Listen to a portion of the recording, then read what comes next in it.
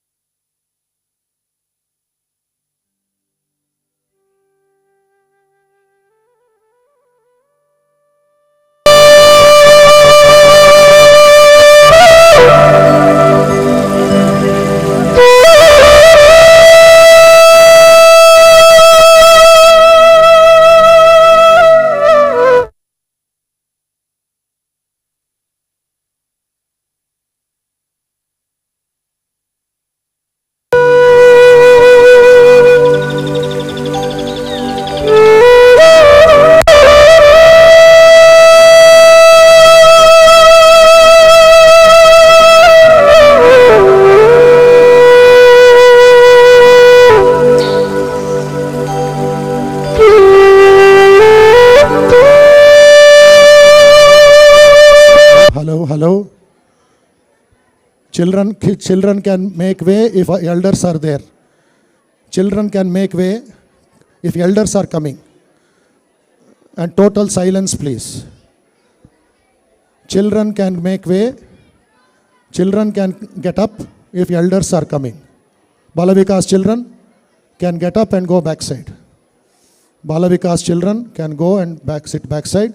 Elders can come forward. Sound betting koncham. Hello, sound please. Sound.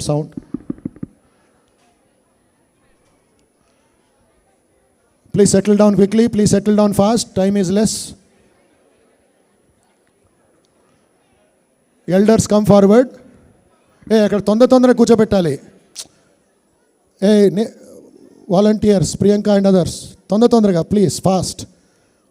Let us not delay anymore. Every minute is important for Swamiji. తొందర కూర్చోండి. విశ్వనాథం గారు పైకి వచ్చేయండి. Side doors నుంచి వదలండి please. Side doors నుంచి కూడా తొందరగా వచ్చేయండి. Don't close the side doors. Suryaprakash, side doors అక్కడ తెరవండి. ఎందుకు క్లోజ్ చేస్తారు?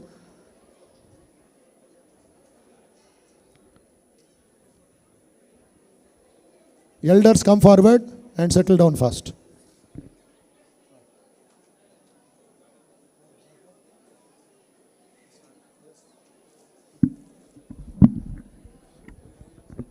Namaste all. First of all, we request all of you to switch off your mobile phones or keep them in the silent mode.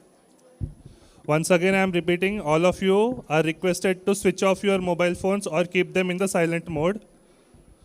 Now we will be starting the proceedings of 12th January National Youth Day. We request Dr. Sridhar Babu sir to please ascend the dais. We also request Guru Murthy sir to please ascend the dais.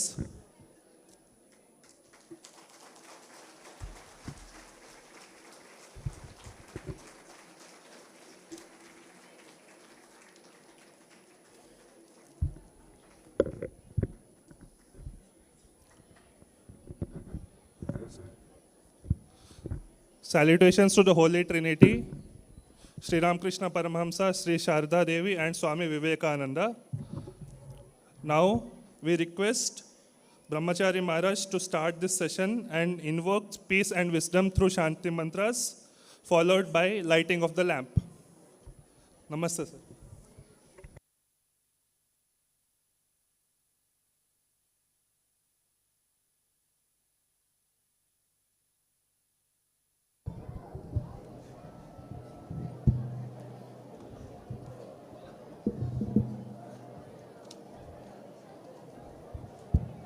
Shri गुरुभ्यो नमः हरिः ओम गणानां त्वा गणपतिगुं हवामहे कविं कवीनामुपमश्रवस्तमं ज्येष्ठराजं ब्रह्मणां ब्रह्मणस्पत आनः शृण्वन्नोतिभिः सीदसादनं महागणपतये नमः।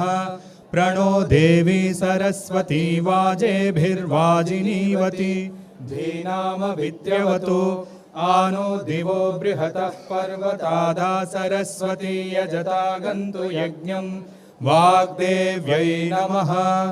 ॐ सहना भवतु सहनौ भुनक्तु सह वीर्यं करवावहै तेजस्विनावधीतमस्तु मा विद्विषावहै।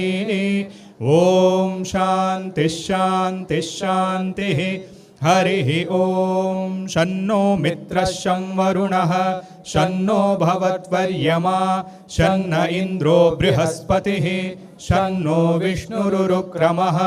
नमो ब्रह्मणे नमस्ते वायो त्वमेव प्रत्यक्षं ब्रह्मासि त्वामेव प्रत्यक्षं ब्रह्म वदिष्यामि ऋतं वदिष्यामि सत्यं वदिष्यामि तन्मामवतु तद्वक्तारमवतु अवतु माम् अवतु वक्तारम्। ॐ शान्तिः शान्तिः शान्तिः। हरिः ॐ भद्रं कर्णेभिः शृणुयाम देवाः भद्रं पश्येमाक्षभिर्यजत्राः स्थिरैरङ्गैस्तुष्टुवागंसस्तनूभिः व्यशेम देवहितं यदायुः। स्वस्ति न इन्द्रो वृद्धश्रवाः स्वस्ति नः पूषा विश्ववेदाः स्वस्ति नः सार्क्ष्यो अरिष्टनेमिः स्वस्ति नो बृहस्पतिर्दधातु। ॐ शान्तिः शान्तिः शान्तिः।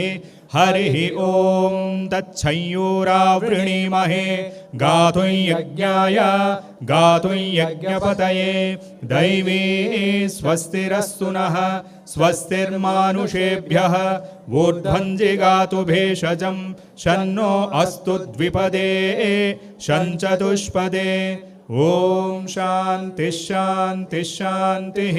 हरिः ॐ यश्छन्दसां वृषभो विश्वरूपः छन्दोभ्योऽध्यमृतात् सम्बभूव समेन्द्रो मेधया स्पृणोतु।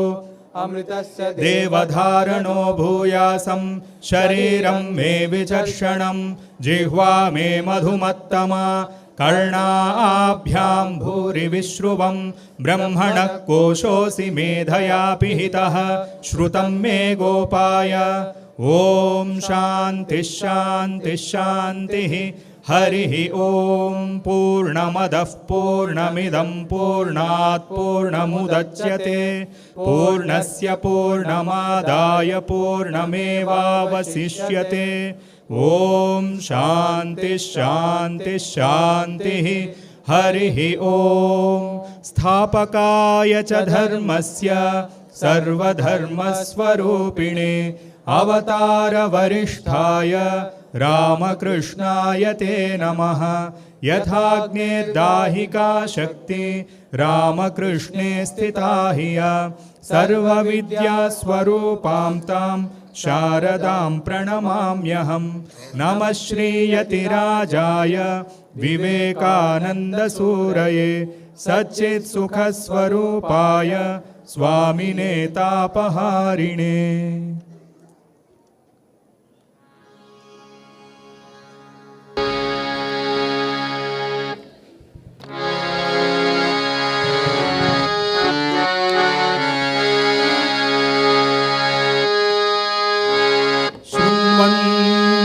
विश्वे अमृतस्य पुत्राः शृण्वन्तु विश्वे अमृतस्य पुत्राः आयेधामानि दिव्यानि तस्थुः आयेधामानि दिव्यानि तस्थुः। वेदाहमेतं पुरुषं महान्तं वेदाहमेतं पुरुषं महान्तम् आदित्यवर्णं तमसः परस्तात् आदित्यवर्णं तमसः परस्तात् तमेव विदित्वा अतिमृत्युमेति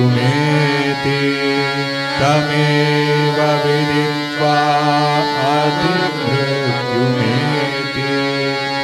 नान्यः पन्था विद्यते यनाय नान्यः पन्था विद्यते यनाय उत्तिष्ठता जाग्रता प्राप्य वरान् निबोधत उत्तिष्ठता जाग्रता प्राप्य वरान् निबोधत उत्तिष्ठता जाग्रता प्राप्य वरान् निबोधत उत्तिष्ठता जाग्रता प्राप्य वरान् निबोधत.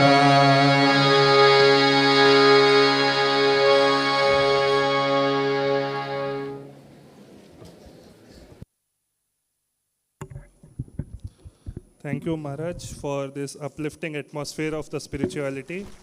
Now, we request Sridhar Babu sir, Guru Murthy sir, and Swami Bodhmananji Maharaj to please light the lamp.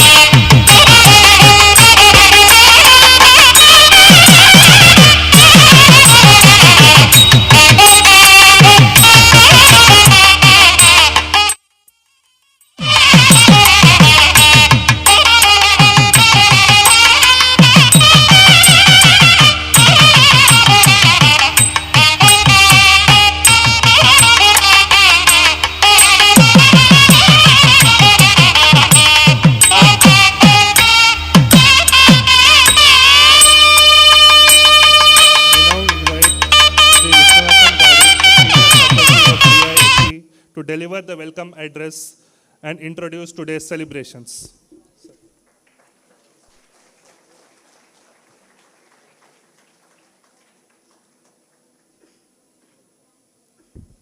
Welcome to you all. The occasion you know, the purpose you know, the tuning of the mind that is required you know. What else is remaining? Action, kartavyam. అది గుర్తుంచుకోవటానికి ప్రయత్నం చేయండి. మంత్రివర్యులను పరిచయం చేయమని చెప్పారు. కొందరికి పరిచయాలు అక్కర్లేదు. వాళ్ళు చేసిన మంచి పనులు, సాధించిన ఘనత, చేయబోయే కార్యక్రమాలు, ప్రస్తుతం అప్పజెప్పబడిన బాధ్యతను నిర్వర్తిస్తున్న తీరు, ఇవి వారి పరిచయాలు అవుతాయి. సాంప్రదాయబద్ధంగా వారు ఎక్కడ ఏం చేశారు అనేటువంటి విషయాలు చెప్పాలి. కాబట్టి నా దగ్గర ఉన్నటువంటి స్క్రిప్టును చదువుతున్నాను. తెలంగాణ ప్రభుత్వ అమాత్యులు దుద్దిల్ల శ్రీధర్ బాబు గారు, he is a senior minister in the Telangana government holding the crucial portfolios of information technology, electronics and communication, industry and commerce, and legislative affairs. He won as MLA from the Manthani constituency, Peddapalli district, which he won for 5 times.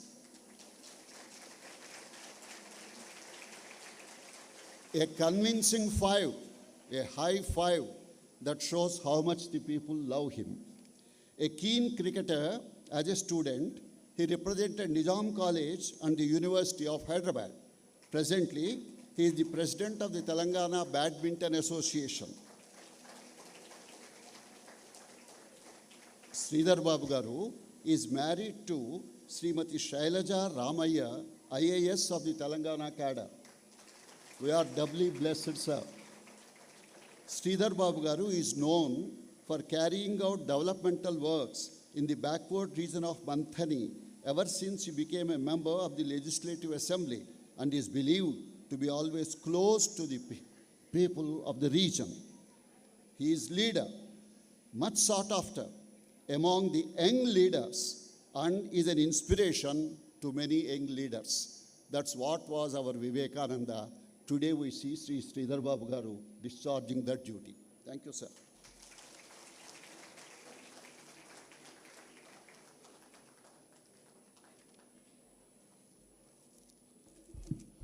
It is our honor to invite Sridhar Babu sir for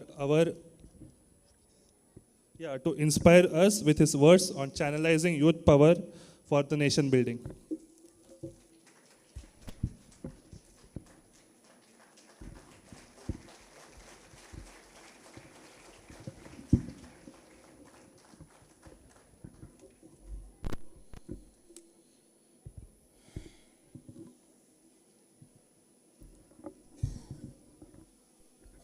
అందరికీ నమస్కారం. ఈరోజు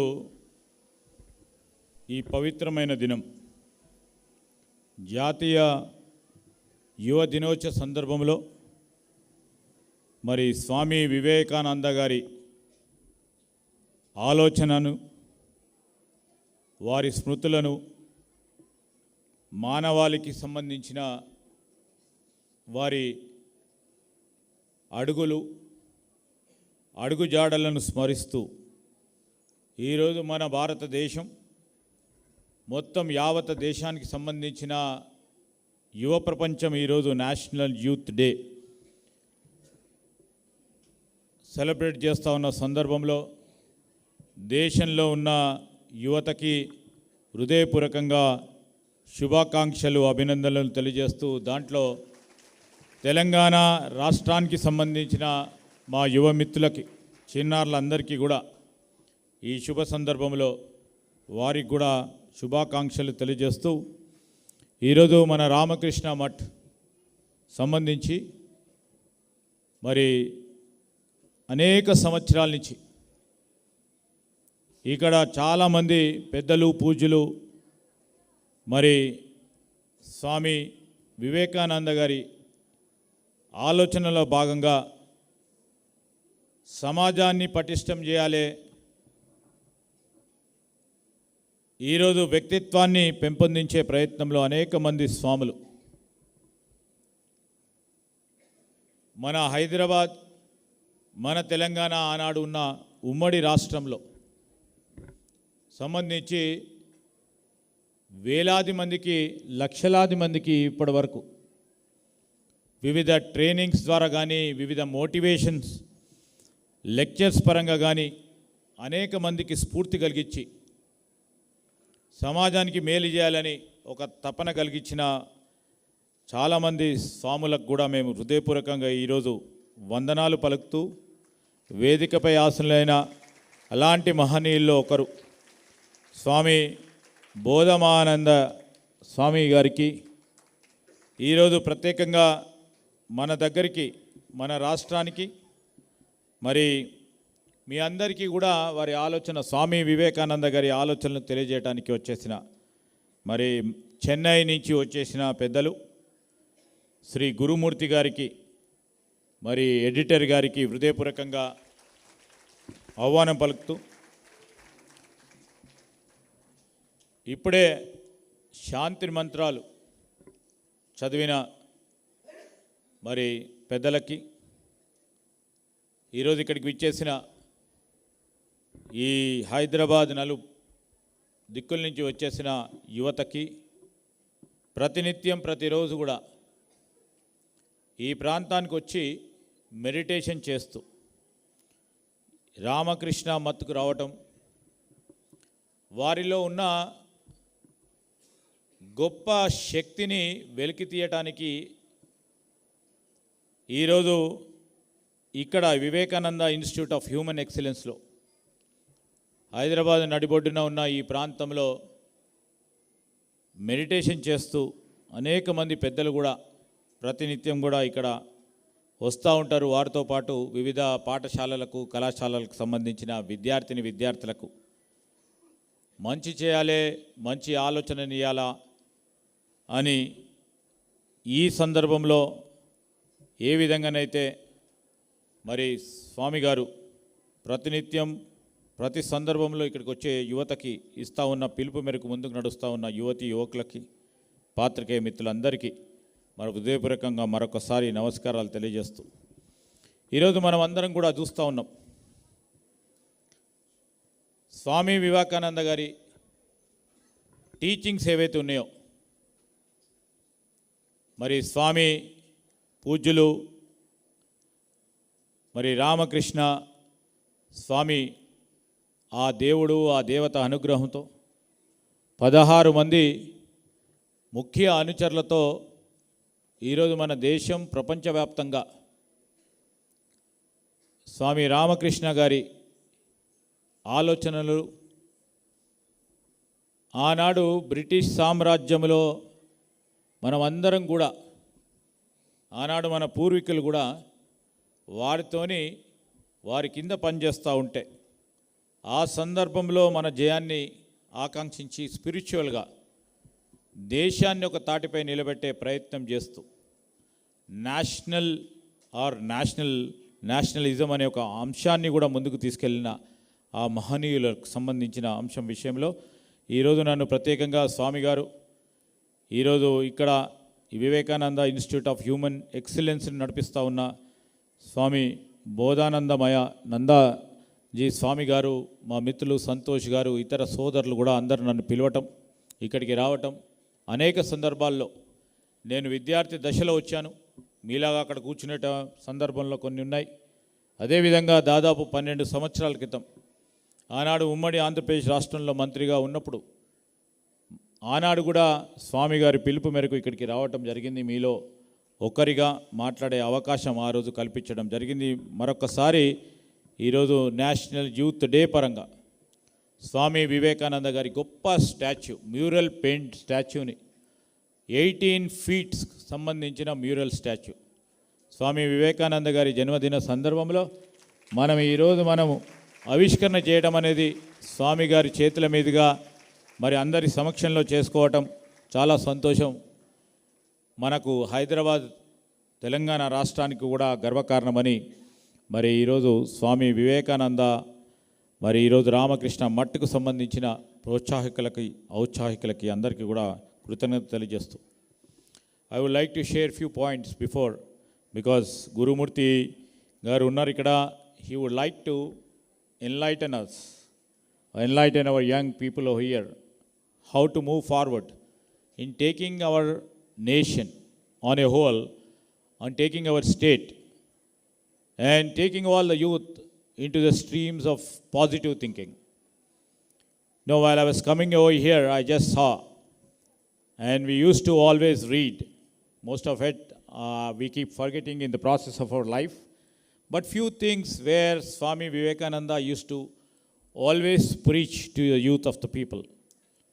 We are born here to conquer the nature, not to follow it. The main specific, the phrase which has been coined behind here is a great source of inspiration for all the young and for all the youth over here. You know, when he has said, we are born to conquer the nature. Nature has its own discipline. But here, I think he never meant to break that discipline, but making the use of the nature what it teaches us. You know, we have to literally see that this natural forces should help us in bringing the life facets of our individual growth, and see that we grow all time. The specific point over here is we all believe in God.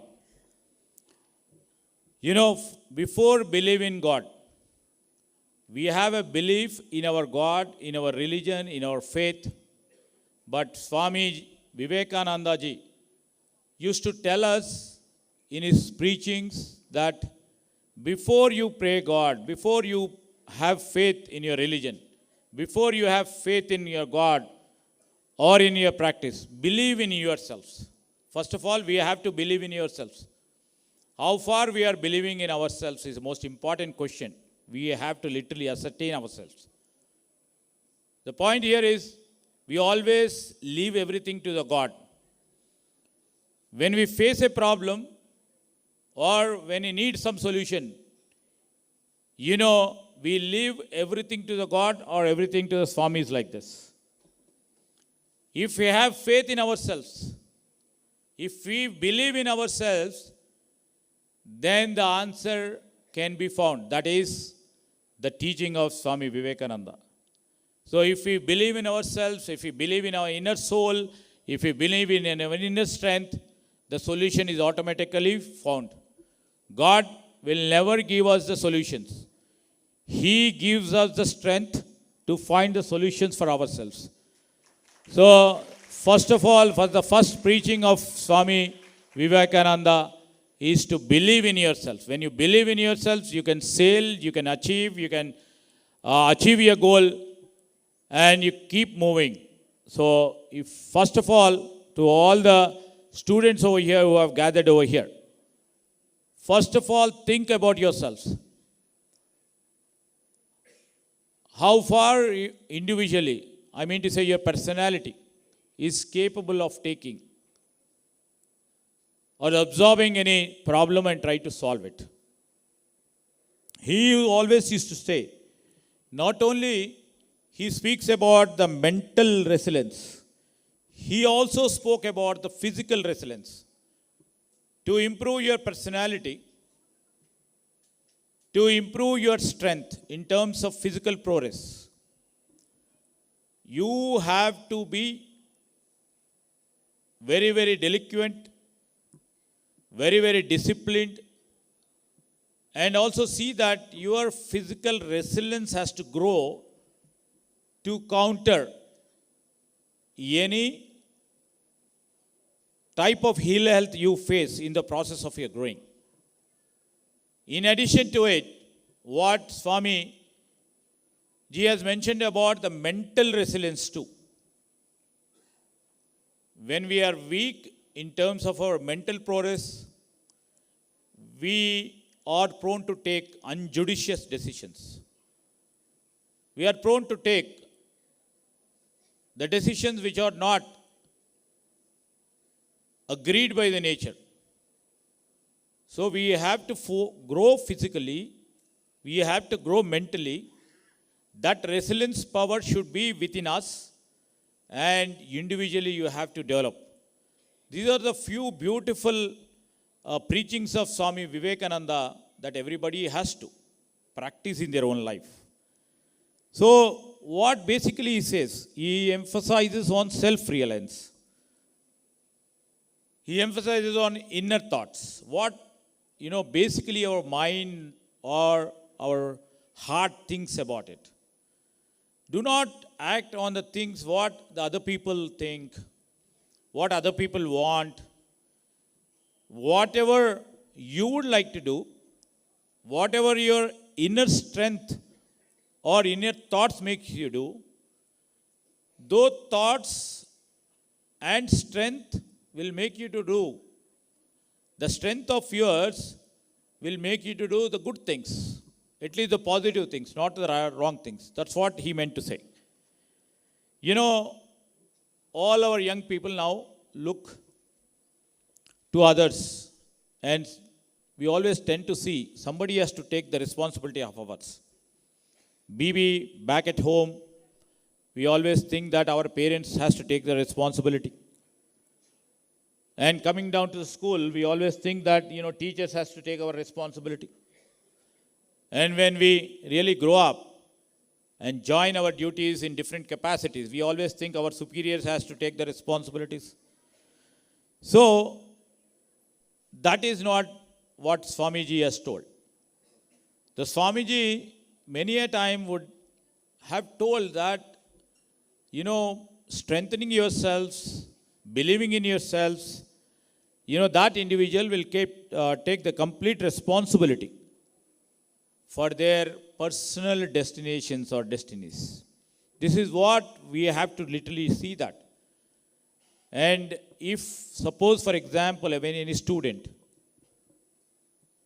or any young guy in their pursuit of their goals sometimes may not be so successful to achieve their goals. So ultimately what the young people or the students believe it, maybe the teacher wouldn't have said in the right tone, in the right manner, in the right things where I can understand. Or when we don't achieve any job or any task, then we will think that, some other guy would have misguided you. That's the real reason I wouldn't have got a job. So, shedding the responsibility on others is not what Swami Vivekananda ji has told. But we have to take the complete responsibility for our personal actions, and that is where, the preachings will help us to mold us to become very strong and resilient individuals. The famous quote he always used to say, we always used to read, you have to stand up for any issue which you encounter. You should be bold enough to tackle it, to tell what is right and what is not right, and you should be strong enough to face it. So these are the three main words what he has preached. Stand up, be bold, be strong. And where does this power come from? If you seek this power from God or from Swamiji's, like on the days, the power will never come through God or from Swamiji. But power is within you. The power is within you, and when the power is exemplified or reflected, then you will stand up, then you will be bold, then you will be strong. Whenever you feel like you would like to stand up, so for that to be made happen, you go and pray the God. God can only give you the strength which is required. It gives a spiritual awakening, but not the strength required to stand up, to be bold and strong. But that strength is within you. That's what Swamiji has told. He always used to tell that all the things are concentrated in yourselves. Believe in yourselves, believe in your potential, and believe in your divine inner capabilities. So that is what the great propounder, of that years, when you look back and see that years of age, if you see in 1893, when he had attended World Conference on Religion in United States of America, and when this Math was formed in 1887, over there, just imagine the plight of the people of this country then, the psyche of the people of this country when over there, and the strength of the people then, that time, where there was no too much of technology, where there was no preachers to literally raise our motivation. And there were no Swamijis like this to invoke our inner capabilities. Just imagine under the God Ramakrishna and Mataji, the great soul like Swami Vivekananda has come before us to invoke and initiate and liberate the inner souls of each and every individuals. And we were proud to say that when a spirit of nationalism was required then, that was visualized by the great leader like Swami Vivekananda,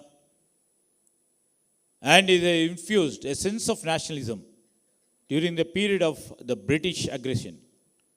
He infused this sense of nationalism through spiritualism, through individual development, and that has made directly or indirectly all the people of this country to think about themselves, to fight a mighty empire like British.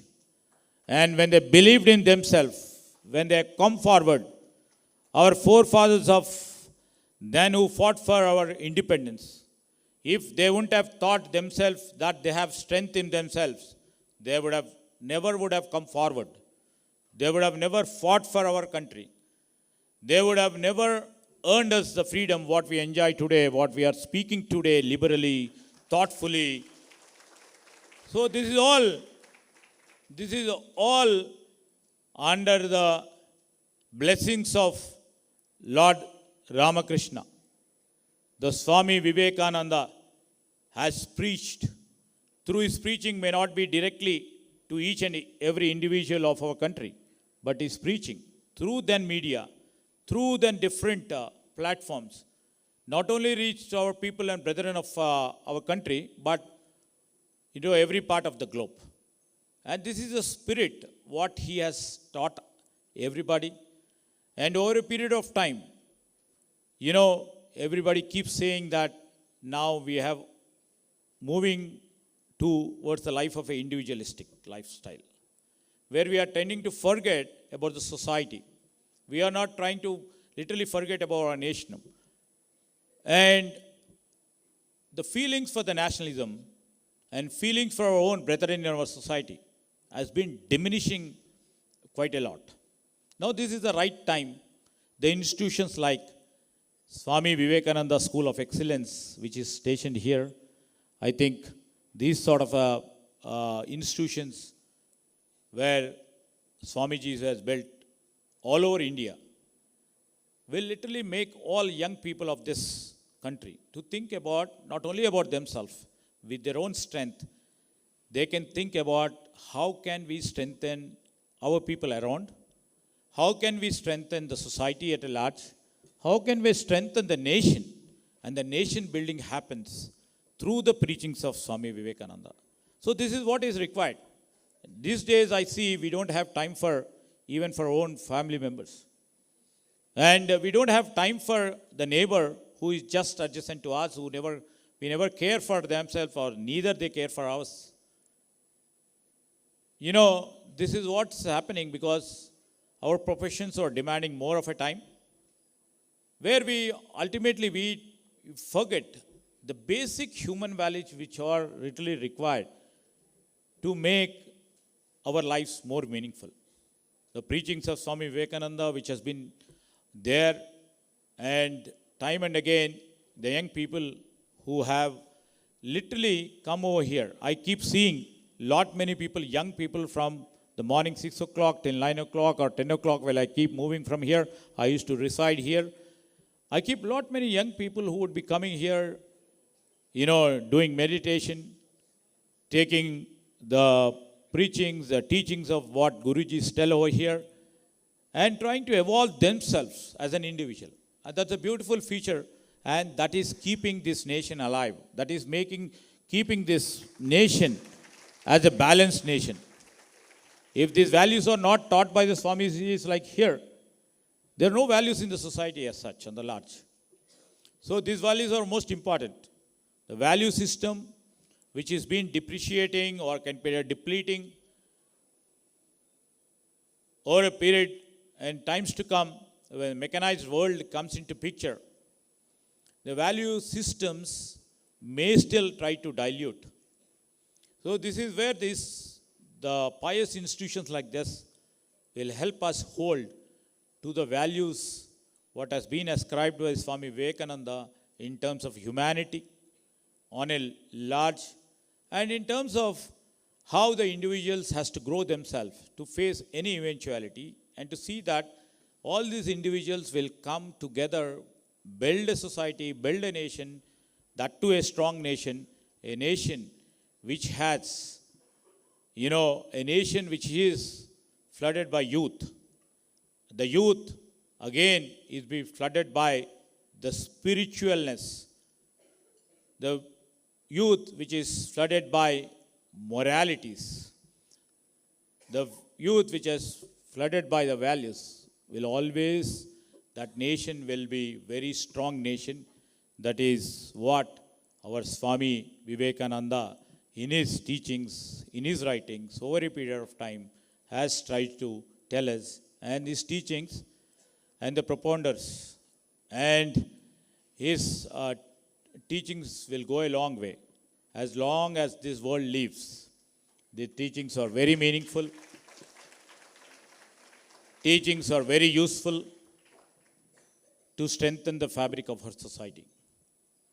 So with this few words, I came here when the word has been sent by Guruji to come over here to address the young people over here.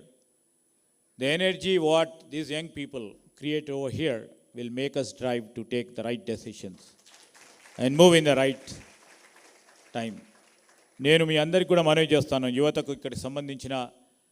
యువతకు సంబంధించి మీలో ఉన్న శక్తిని మీరు గుర్తించాలని, ఆ గుర్తించే బాధ్యతలో మీలో ఉన్న శక్తి మీరే గుర్తించి మీరే ముందుకు నడవాలని స్వామి వివేకానంద గారు చెప్పిన ఆ పవిత్రమైన మాటలను గుర్తుంచుకొని, మనం ఎదుగుతే తప్ప సమాజం ఎదగదు, సమాజం ఎదుగుతే తప్ప రాష్ట్రం కానీ దేశం ఎదగదని ఒక ఆలోచనను ముందుకు తీసుకెళ్లే ప్రయత్నం స్వామి వివేకానంద గారు చెప్పిన ఈ అంశాలను దృష్టిలో పెట్టుకొని మీకు మీలో ఉన్న శక్తిని మీరు గుర్తించాలి. మీపై ఉన్న నమ్మకం, మరి మనకున్న ఆలోచన విధానాన్ని మనదైన రీతిలో తీసుకుపోవాలి అని చెప్పిన వారి మాటలను మనం దృష్టిలో పెట్టుకొని ముందుకు నడవాలని, మన శక్తి యుక్తి పట్టి మన జీవితానికి సంబంధించిన భవిష్యత్తు కలుగుతుందని చెప్పటం జరిగింది. కేవలం మన బాధ్యతలను మరి దేవుడిపైనో గురూజీలపైనో లేకుంటే పెద్దలపైన వదిలిపెట్టకుండా మన బాధ్యత మనది అని గుర్తించినప్పుడు మనం వ్యక్తిగతంగా మెరుగైన రీతిలో ఈ సమాజానికి ఒక అర్థవంతమైన జీవితాన్ని అందించే ఒక ప్రయత్నం చేయవచ్చని స్వామి వివేకానంద గారు చెప్పిన మాటలను దృష్టిలో పెట్టుకోవాలని యువతనందరినీ కూడా కోరుతూ, మీకు మంచి భవిష్యత్తునిచ్చే ఒక ప్రయత్నంలో, మంచి ఆలోచన ఇచ్చే ప్రయత్నంలో మీరందరూ కూడా ఈ భారతదేశానికి గొప్ప పౌరులుగా ఎదగాలే. గొప్ప పౌరులు అంటే ఏదో డబ్బుల పరంగానే కాకుండా, మెటీరియలిస్టిక్ పరంగా కాకుండా, మీలో ఉన్న శక్తి యుక్తి, మీకున్న స్పిరిచువలిజంని, మీకున్న శక్తిని ముందుకు తీసుకెళ్లే ప్రయత్నంలో మరి వేదికపై ఉన్న గురువు లాంటి చాలామంది, వేదిక కింద ఉన్న చాలామంది గురువులు చేస్తూ ఉన్న ప్రయత్నాన్ని మీరందరూ కూడా సత్ఫలితాలు ఇచ్చే విధంగా ముందుకు తీసుకెళ్లే ప్రయత్నం చేయాలని ఈరోజు నేషనల్ యూత్ డే సందర్భంలో మీ అందరికీ కూడా మనవి చేయడానికి, మీలో ఒక్కరిగా ఇక్కడికి వచ్చి భాగస్వాములు కావడానికి ఈ అవకాశం ఇచ్చిన స్వామి గారికి, రామకృష్ణ మఠ్కు సంబంధించిన పెద్దలకి, వివేకానంద ఇన్స్టిట్యూట్ ఆఫ్ హ్యూమన్ ఎక్సలెన్స్కి సంబంధించిన పెద్దలందరికీ కూడా నా హృదయపూర్వకంగా కృతజ్ఞతలు, నమస్కారాలు తెలియజేస్తూ సెలవు తీసుకుంటాను.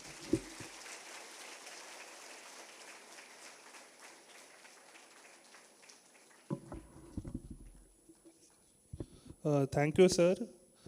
The students will take back a lot of inspirational words from you. Students can easily take back the faith in yourself. That is what is wanted for nation building and your self-improvement. Thank you once again, sir.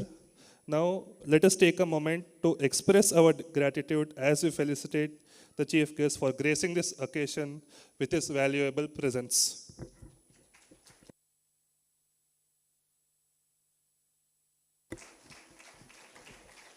Let's clap loudly.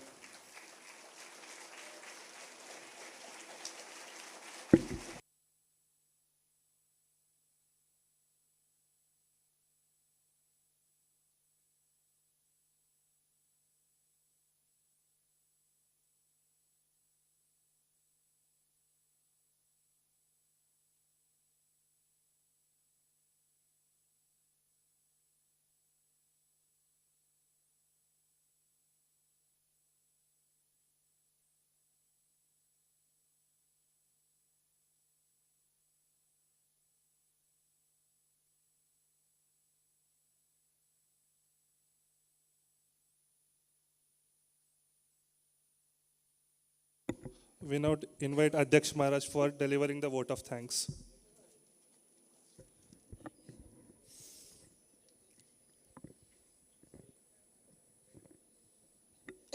नमः श्री यतिराजाय विवेकानंद सूरये सच्चित् सुख स्वरूपाय स्वामिने तापहारिणे 163rd birthday of Swami Vivekananda, 12 January 2025, is not just Vivekananda's birthday, it is the birthday of the youth of India.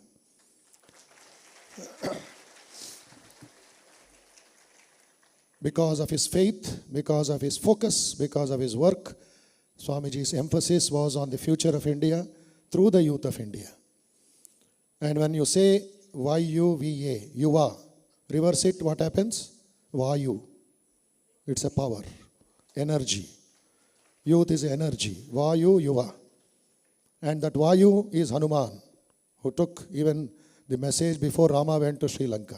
The message was imported from India exported from India to Sri Lanka. And Vivekananda writes, with the blessing of Holy Mother, Sharda Devi, like Hanuman going over the air, I conquered the America through the ship. Went by ship and conquered America. And what happened 138 years ago, we are still thinking of that action.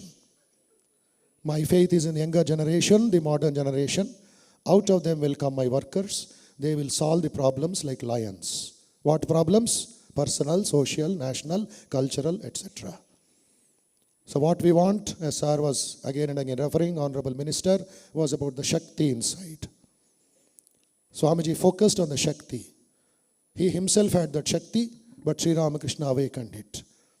Laknama, Golconda, many temples, and I went to have a discussion on worship of God, worship of image, worship of religions in India, in Sanatana Dharma.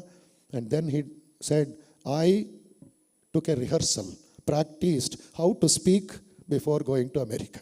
His first public lecture in Mehboob College. Every year we celebrate that with the cooperation of the Mehboob College management. So it's a wonderful occasion, 163rd birthday, National Youth Day. Who declared it? Not me or not Ramakrishna Math. It was the then Prime Minister Rajiv Gandhi, the Prime Minister of India. What we heard in the story is Indira Gandhi ji, just before the sad demise, assassination, had written in her diary, 12th January should be called National Youth Day, which will pass in the Parliament. She could not do it. Her son got the opportunity to do it. So 1985 onwards, National Youth Day. But unfortunately or fortunately, we don't know, it comes on Sankranti. Then the Prabhutvam says holiday. So I wrote to a couple of educationists, please give holiday after 1 o'clock on 12th January. So that children will celebrate, youth will celebrate National Youth Day in their college. Otherwise, after Sankranti, anta marchipotaru.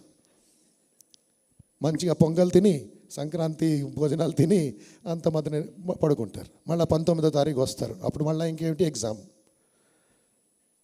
కాశ్మీర్లో జరుగుతుంది national youth day, శ్రీనగర్లో Ramakrishna mission ద్వారా. ఆలోచించండి. కన్యాకుమారిలో జరుగుతుంది. Porbandar, Saurashtra, Arabian sea, Karachi border దగ్గర జరుగుతుంది. Arunachal Pradesh, China border దగ్గర జరుగుతుంది. హైదరాబాద్లో కూడా జరుగుతుంది. గ్రామాల్లో జరుగుతుంది. వివేకానంద సందేశం 138 సంవత్సరాలు అయినప్పటికీ నేటికి కూడా అది ప్రభావితం, అది జాగృతం చేశారు, relevant. We want to spread this message, Honorable Minister, sir, in entire Telangana by organizing your parishads in all the 33 districts through our samitis, through our devotees. We seek the support of the government also through the district administration, so that this message of strength, purity, self-confidence, etc. will go into the minds of the young people. The stress, tension, restlessness will reduce, and Atma Balam, Atma Sthairiyam will awaken, and then Bangaru Telangana Sakaram avutundi. What is the use of polishing the outside when there is nothing inside? Content is important than the container. మనుషుల్ని తయారు చేద్దాం, ఆటోమేటిక్గా దేశం తయారవుతుంది. ఆ భావంతో celebration ఇంకా ప్రారంభమైంది. ఇంకా అద్భుతమైన కార్యక్రమాలు ఉన్నాయి. మినిస్టర్ గారి అవసరం ఇక్కడ ఒక స్మాల్ గ్యాప్ ఇస్తున్నాం, small break. Then we thank him for his time in spite of so many things on the eve of Sankranti and meeting people, etc. So he has come all the way, unveiled the 18-foot mural. It will become a great center of inspiration for all the citizens and youth of India, of Telangana. And we thank all of you for coming here and still more participate for some time. And we are also having the fortune of having one of the brilliant intellectuals and followers of Swamiji's teachings from Chennai, Sri S. Gurumurthy, to listen to him about how the youth power can make a difference in India. And we have Appala Prasad, who is leading the front in Telangana and Vivekananda's message. Cultural programs for a few minutes by our children of Balavikas. Then any interesting program is there called Yuva Sangarsh Vivekananda Youth Leadership Award ceremony. We did a celebration contest, not a competition, for 3 months of the best students from different schools. They participated against themselves, not against each other. It was a self-driven contest. So the prize distribution, we call it award distribution. Ee roju ee sandarbhalo jarugutundi after a few minutes. That also you can witness and see how the youth have understood Vivekananda in the last 3 months of training. So we thank the minister once again for his time and wish him all the best. Meeku kuda minister gari kuda Sankranti Shubhakankshalu. Sri Ramakrishna, Mother Swami Vivekananda, వారి ఆశీస్సులు వారి కుటుంబమైన ఉండాలి, వారి కార్యం పైన ఉండాలి, ప్రభుత్వం పైన ఉండాలని ప్రార్థిస్తూ ఈ first part of the celebration ఇక్కడ నిలుపుతున్నాం. Just putting a pause, not a full stop. Okay, so the school students who have come at 8 o'clock itself, they will get up and go from the back side for taking their certificate, etc. School representatives only, and others, elders and parents, etc. And youth, please stay here till the minister leaves, and then we'll continue with our cultural program. Okay? Om Shanti Shanti Shanti Harihi Om Tat Sat Sri Ramakrishna Arpanamastu. Please stand in respect of the ministers till he leaves.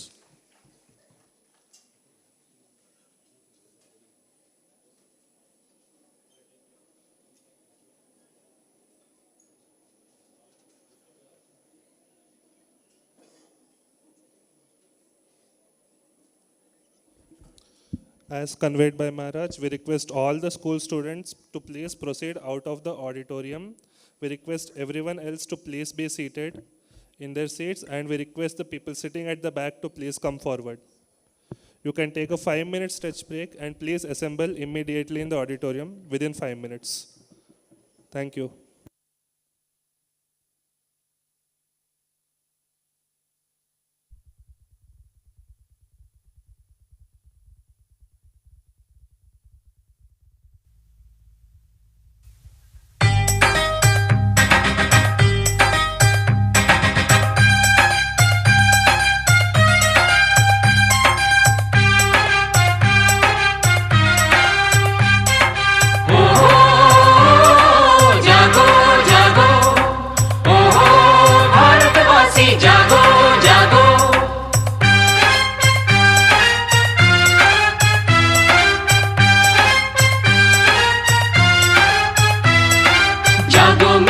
भारतवासी, समय नहीं है सोने का।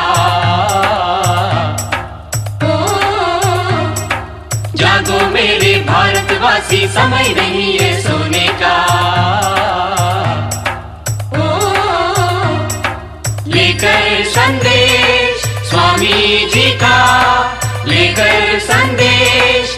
स्वामी जी का, करके कुछ दिखाने का। जय विवेकानंद, जय जय विवेकानंद, जय विवेकानंद, जय जय विवेकानंद।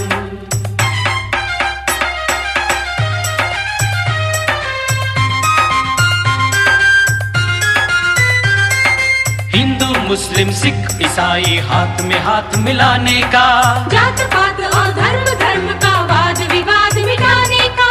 हिंदू मुस्लिम सिख ईसाई हाथ में हाथ मिलाने का, जात पात और धर्म धर्म का वाद विवाद मिटाने का।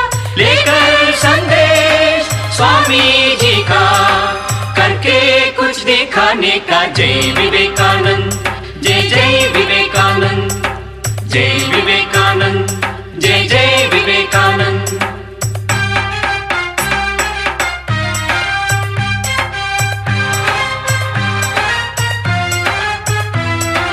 ऊंच नीच और अमीर गरीब का भेदा भेद मिटाने का, महान है भारत हमारा देश प्रेम जगाने का।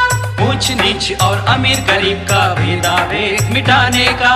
महान है भारत हमारा देश प्रेम जगाने का।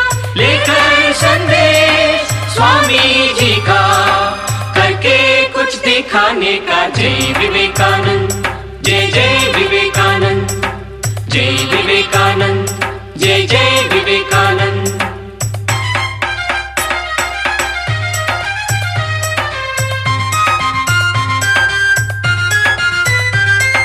बहु कष्टों से स्वराज मिला है, रक्षा उसकी करने का।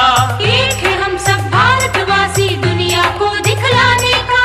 बहु कष्टों से स्वराज मिला है, रक्षा उसकी करने का। एक है हम सब भारतवासी दुनिया को दिखलाने का। लेकर संदेश स्वामी जी का, करके कुछ दिखाने का। जय विवेकानंद, जय जय विवेकानंद, Hello, check. जय Check 1, 2, विवेकानंद, 3, mic check. जय जय विवेकानंद। Check 1, 2, 3, mic check.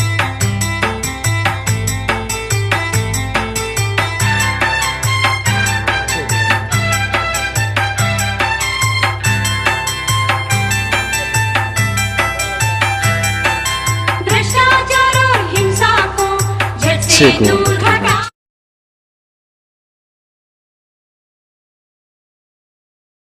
का भ्रष्टाचार और हिंसा को झट से दूर हटाने का।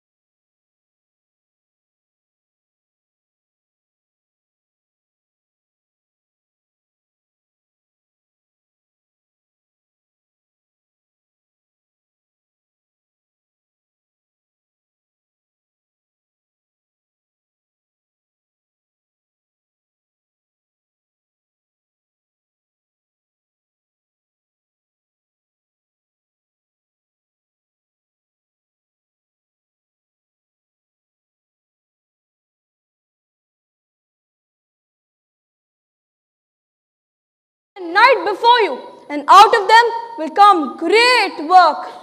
Swamiji proclaims, if a man with an ideal make 1,000 mistakes, then I'm sure a man without an ideal make 50,000. Take up one idea, make that idea your life. Think of it, dream of it, and live on that idea. Let the brain, muscle, nerve, and every part of the body be full of that idea, and just leave every other idea alone. That is the way to success. In conclusion, Swami Vivekananda lays great stress on the significant contributions we as the youth of the country can make to build a stronger and brighter nation. He says, "Give me 100 energetic men and I shall transform India. India needs the sacrifice of at least 1,000 of her young men." Men, these are wanted. Everything else will be ready. But strong, vigorous, believing young men who are sincere to the backbone are wanted.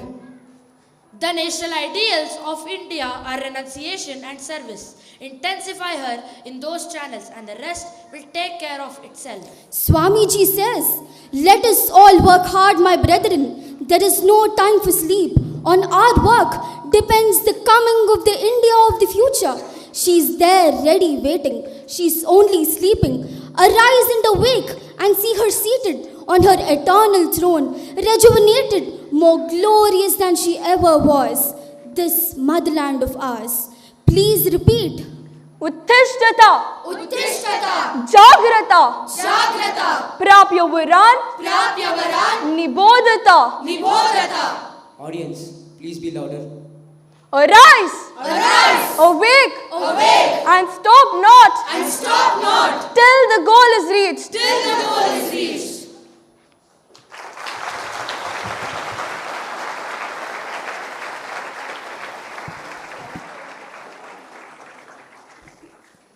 Wasn't that an enthralling and powerful performance?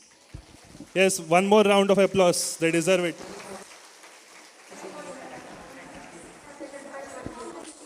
Now get ready to be mesmerized by another cultural performance by the students and members of Vivekananda Bal Vikas Kendra.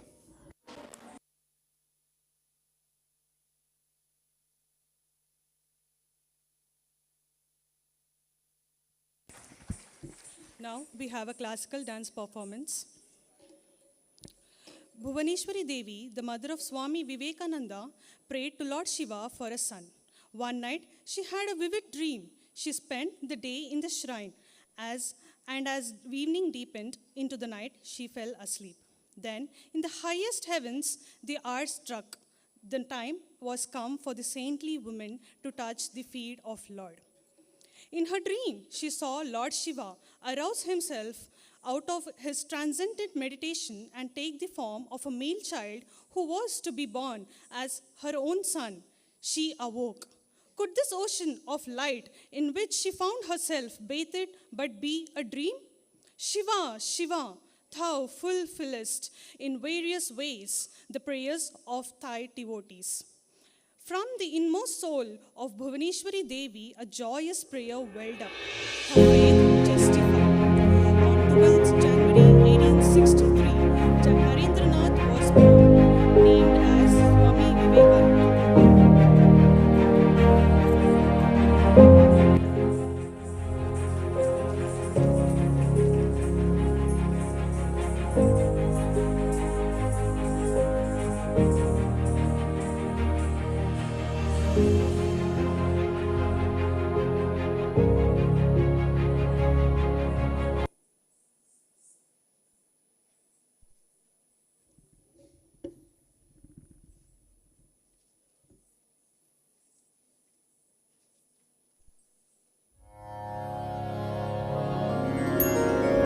नमः श्रीयतिराजाय विवेकानन्दसूरये सच्चित्सुखस्वरूपाय स्वामिने तापहारिणे मूर्तमहेश्वर मोज्ज्वल भास्कर मेष्टममरनरवन्द्यम् मूर्धमहेश्वरमोज्ज्वलभास्कर मेष्टममरनरवन्द्यम् वन्दे वेदतनुमुञ्जितगर्हित कामकाञ्चनबन्धम् वन्दे वेदतनुमुञ्जितगर्हित कामकाञ्चनबन्धम् मूर्तमहेश्वरमोज्ज्वलभास्कर मेष्टममरनरवन्द्यम्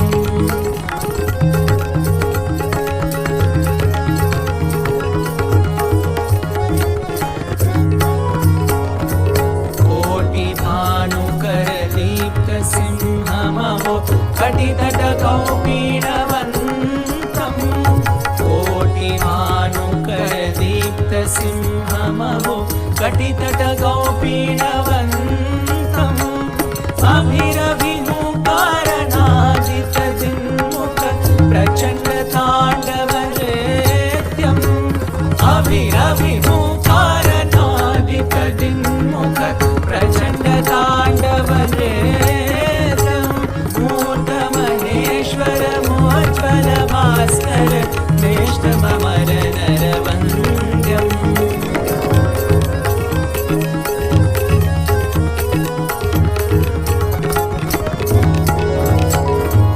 मूर्तमहेश्वरमोज्ज्वलभास्कर मेष्टममरनरवन्द्यम् मूर्तमहेश्वरमोज्ज्वलभास्कर मेष्टममरनरवन्द्यम् वन्दे वेदतनुमञ्जितगर्हित कामकाञ्चनबन्धम् मूर्तमहेश्वरमोज्ज्वलभास्कर मेष्टममरनरवन्द्यम् मेष्टममरनरवन्द्यम् मेष्टममरनरवन्द्यम्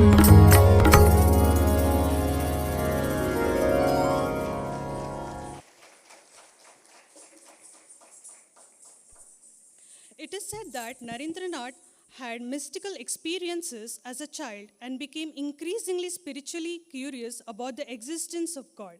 With time, however, he accepted Sri Ramakrishna as his guru and spent his days in learning about divinity and forming his own spiritual worldwide.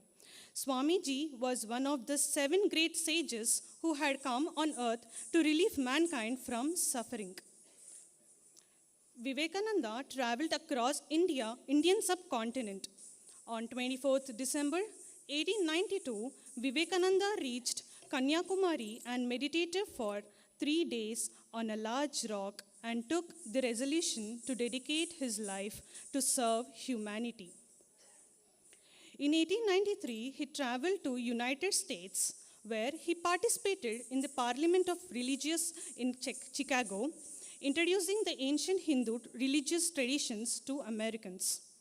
Thus, that was all inclusive, promoting universal brotherhood and acceptance.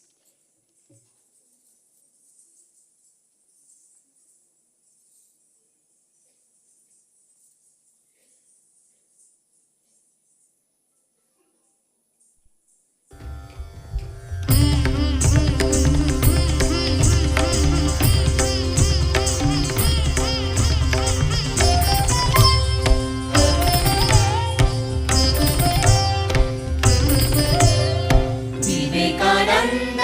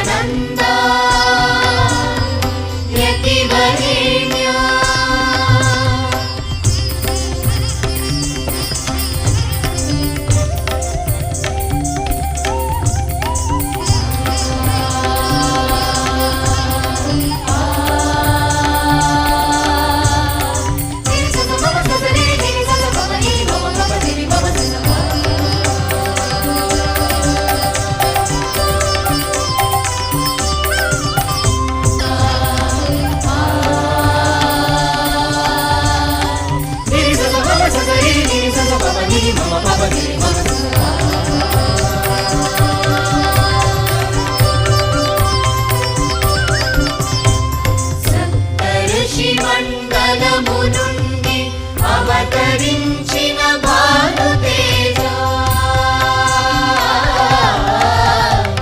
సప్తఋషి మండలము నుండి అవతరించిన భానుతేజ రామకృష్ణ శిష్య కనికరముంచి గనుము దీన జనుల వివేకానంద వివేకానందాయతి వరేణ్య అందుకొను మా వందనములు వివేకానంద యతి వరేణ్య.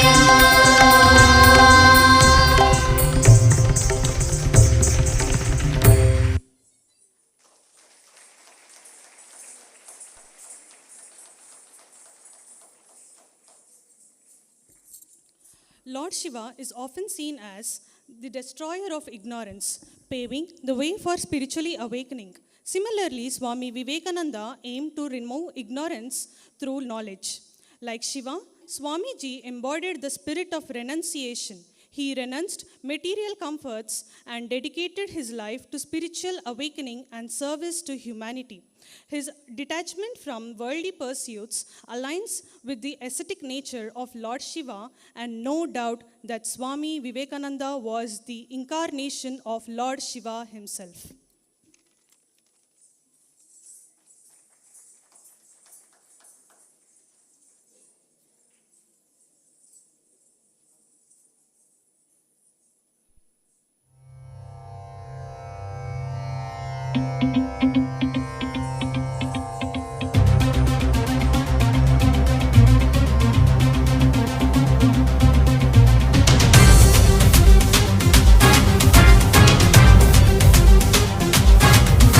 जटाटवीगलज्जलप्रवाहपावितस्थले कलेवलम्ब्य लम्बिताम्बुजङ्गतुङ्गमालिकां डमड्डमड्डमड्डमन्निनादवड्डमर्वयं चकार चण्डताण्डवं तनोतु न शिवं शिवं शिवं.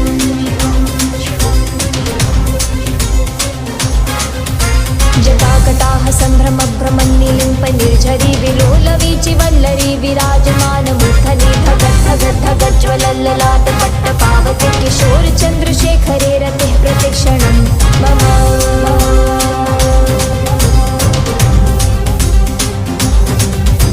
धराधरेन्द्रनन्दिनी विलासबन्धु बन्धुरस्फुरद्दिगन्त सन्तति प्रमोदमान मानसे कृपाकटाक्षधोरिणी निरुद्ध दुर्धरा पदीक्वचिद्दिगम्बरे मनो विनोदमे तु वस्तुनि तु वस्तुनि.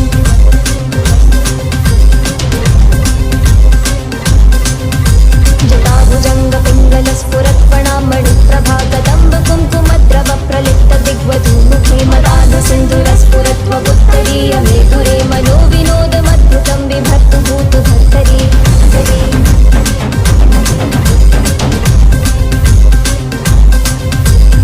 ॐ नमो शिवाय.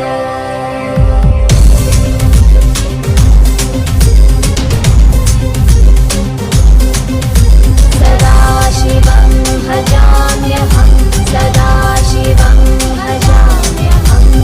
ॐ नमः शिवाय.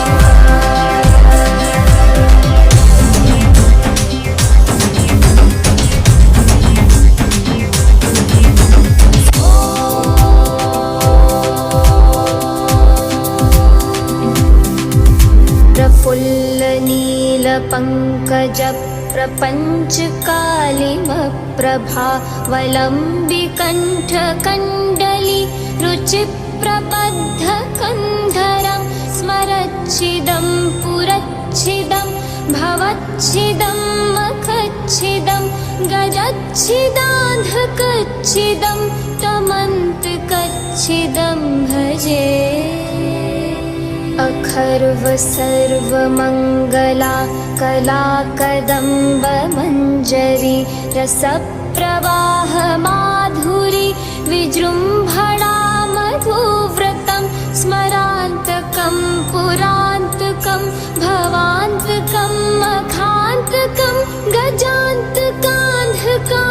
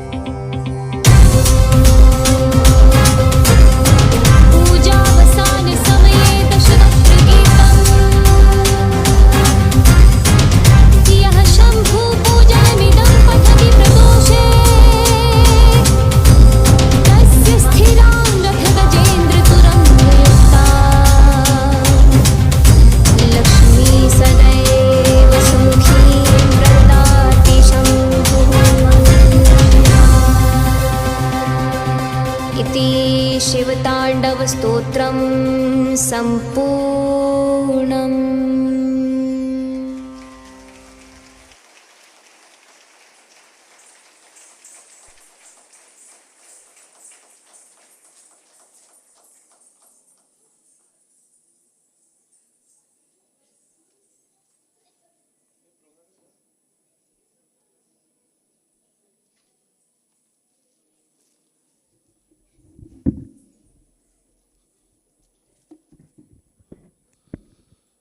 So we would request once again a round of applause. It was a divine performance, a spiritual one, and also a very powerful. The Shivatandava Stotram was mesmerizing. Now we invite Swami Bodhmananji Maharaj, Sri Gurumurti Sir, and Sri Appal Prasad Rao to please ascend the dais.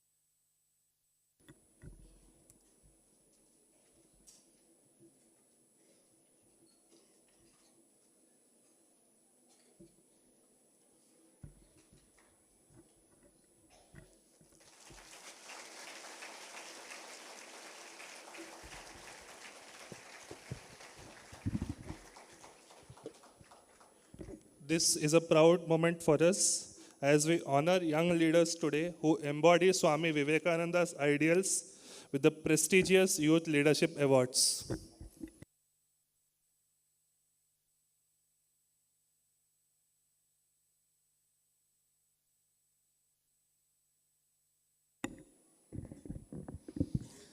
Namaste, welcome everyone.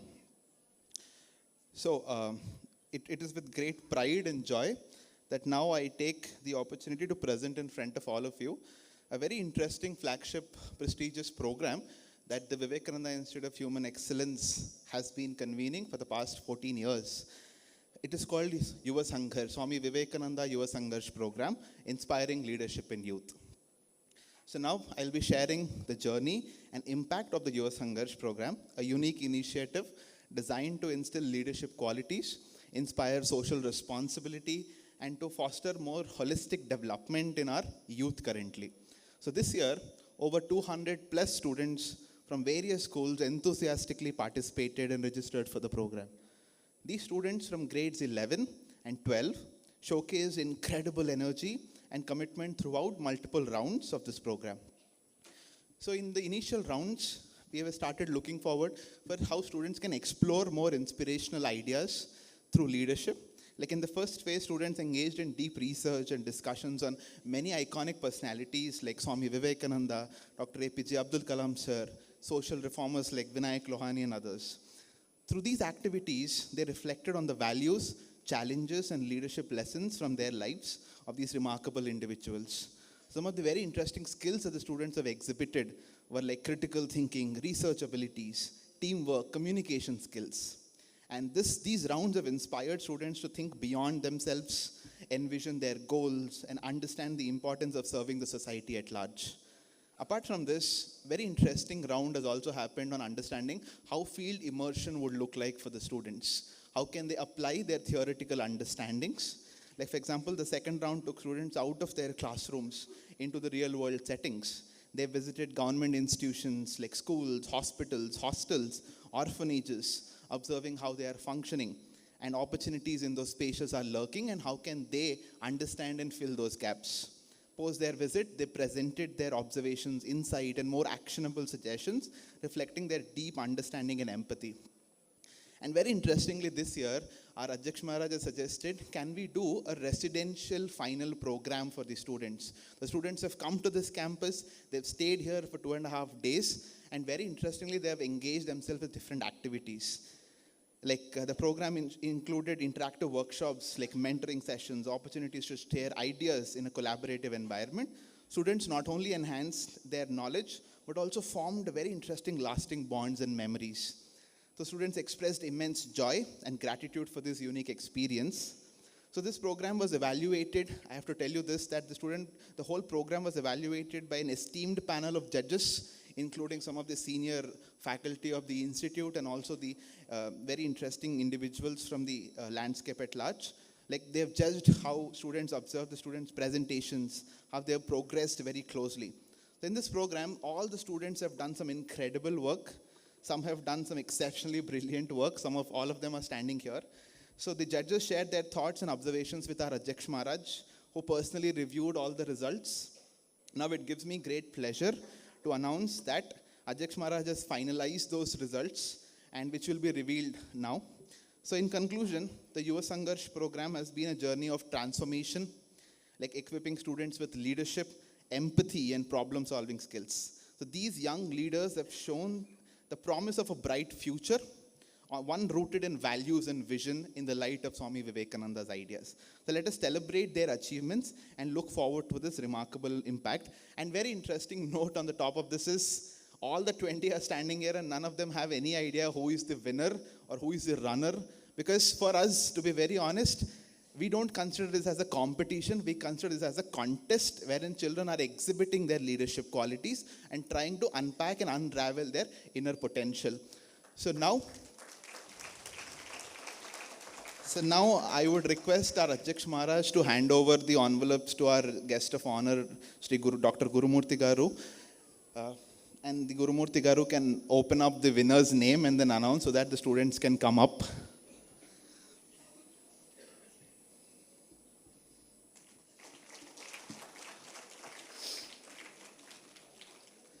Reverse, yeah.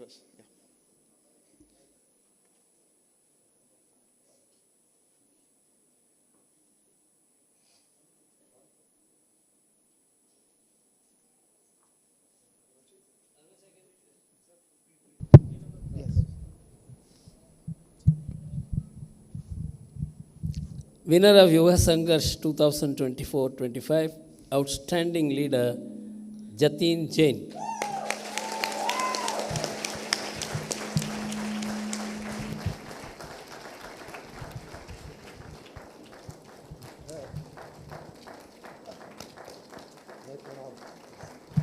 Come.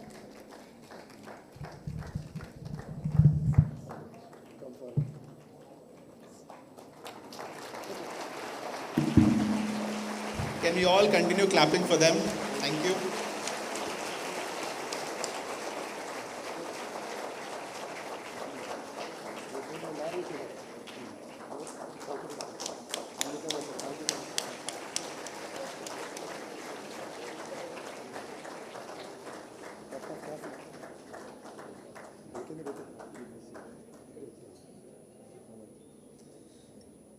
Our Adhyaksh Maharaj was very excited about this. So the gifts have been just coming and coming.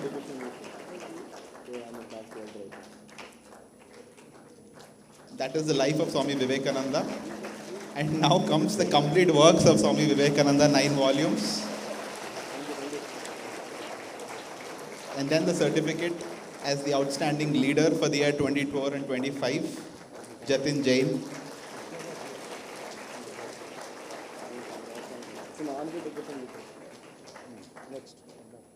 Now we have the second in line, the runner-up.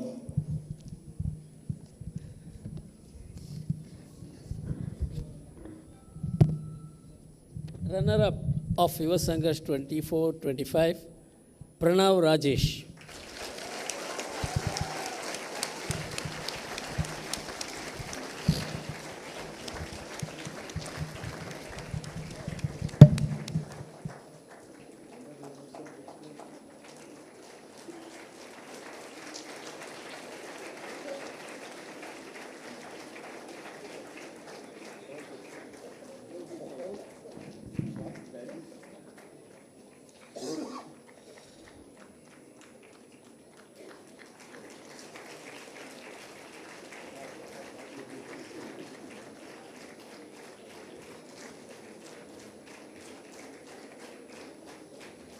Now we have the selections from the complete works and the life of Swami Vivekananda for him.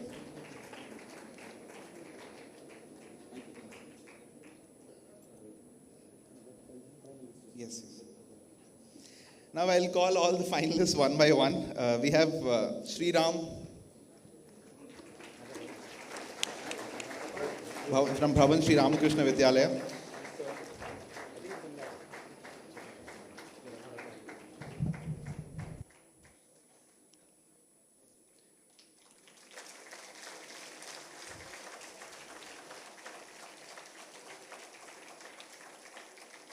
We have Shreya Shri Kumar from APS Bolaram.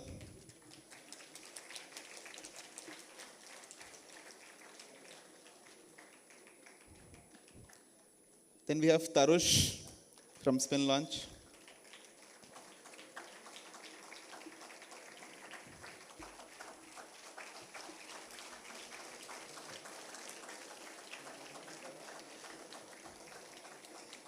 We have Khyati from APS Bolaram.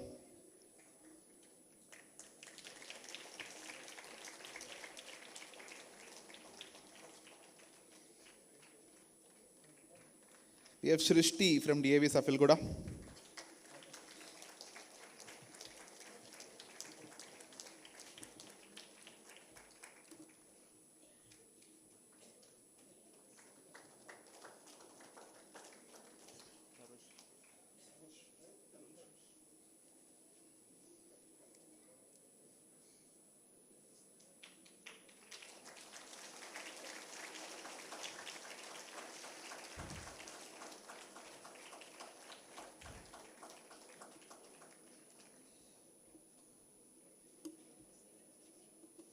Khyati.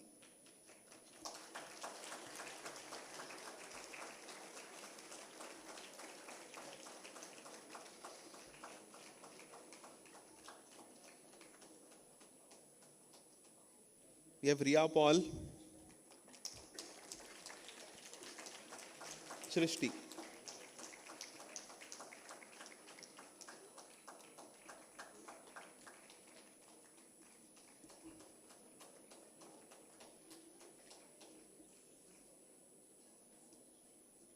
Go.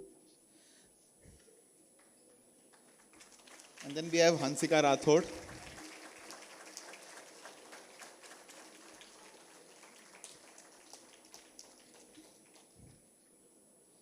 We have Revant.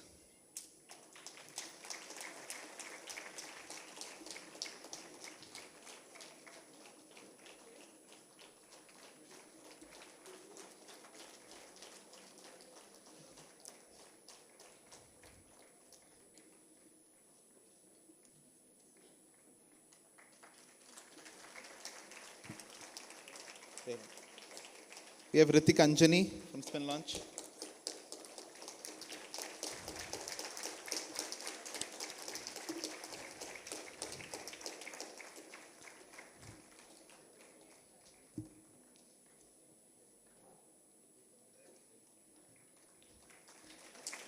We have Ananta Tanmayi.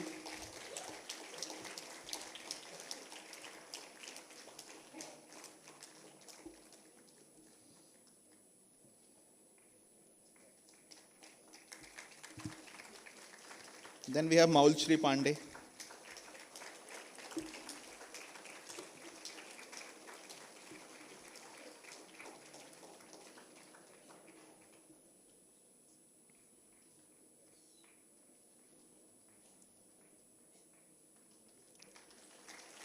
Shivanshu Patra.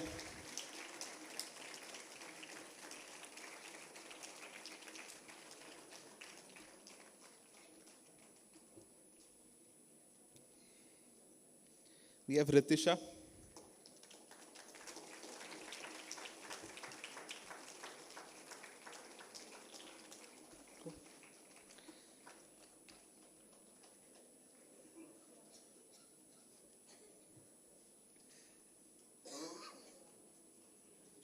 We have Samiksha.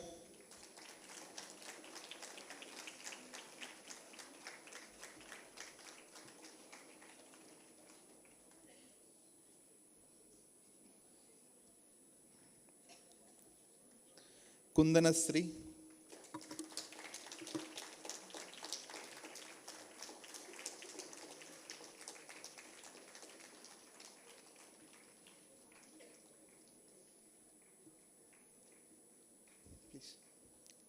You have Akash.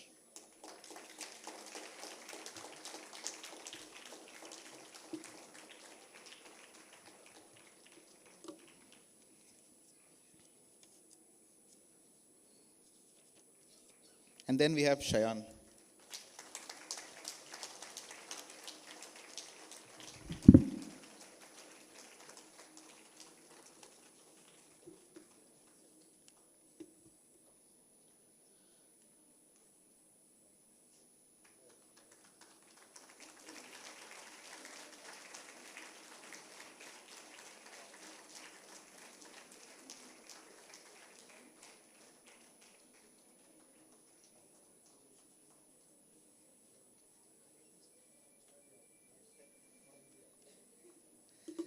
Okay, now we request our winner, Mr. Jatin Jain, to please come, share his ideas, his thoughts, his reflections.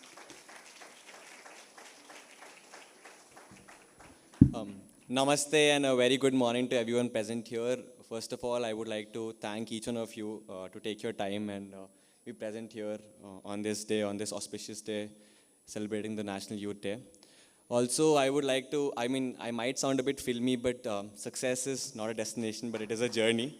And I think this is the beginning of my journey at RK Mutt at Yuva Sangharsh. I would begin by saying I entered this competition with the motive of winning the first place or winning this competition, which eventually happened. But then what I realized in the way or in between the competition is that this was just more than a competition, but a contest, as sir mentioned.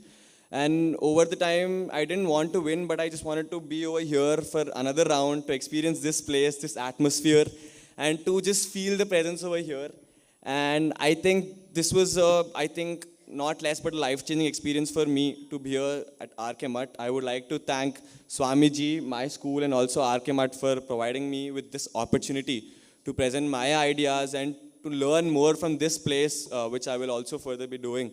And yes, thank you so much, Swamiji, for providing this opportunity. Thank you. Namaskar.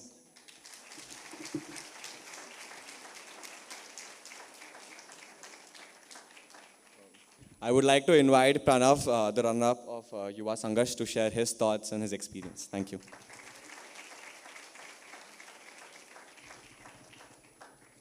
Good morning to everyone present here, Honorable Swamiji and all the chief guests.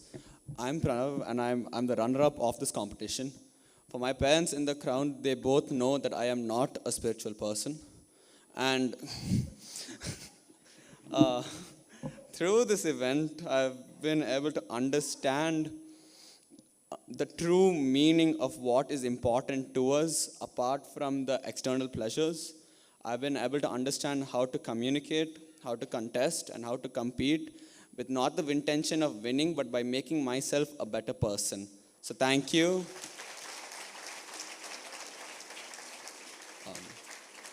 Thank you to the people that helped organize this. Thank you to the people that, the sirs here, the sir in the brown kurta, thank you. My friends, thank you for competing with me. And I will try next year to win first place. But really, thank you. Thank you for the opportunity. Thank you so much. I'm Pranav Rajesh of class 11 Science of Chinmaya Vidyalaya. Thank you for the opportunity. Hari Om. Inviting all of them to please come forward for a quick group photo and then, yes, if anybody else wants to come and share your reflections, feelings, how are you feeling right now? Anyone?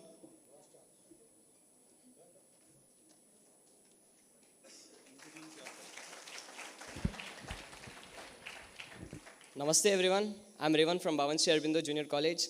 First of all, I want to thank everyone who have visited here and the people who have organized this nice, very good contest for us.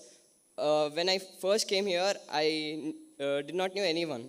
There were many people from my college, but I was the only one who got selected for the finals. I felt a bit lonely and I thought, what should I do in the finals? But the friends I got here are like very good ones. I tried to communicate with them. And also, as my friend Jatin said, me too. I thought it like a competition, but going in the way, it made me feel it is a contest. Everyone here every one of my friends feel it the same way. We all tried our level best, and I hope this continues. I will also come here next year, and I'll be in touch with the mud, because this is a place which teaches me spirituality and many other things. I feel myself back here. Thank you.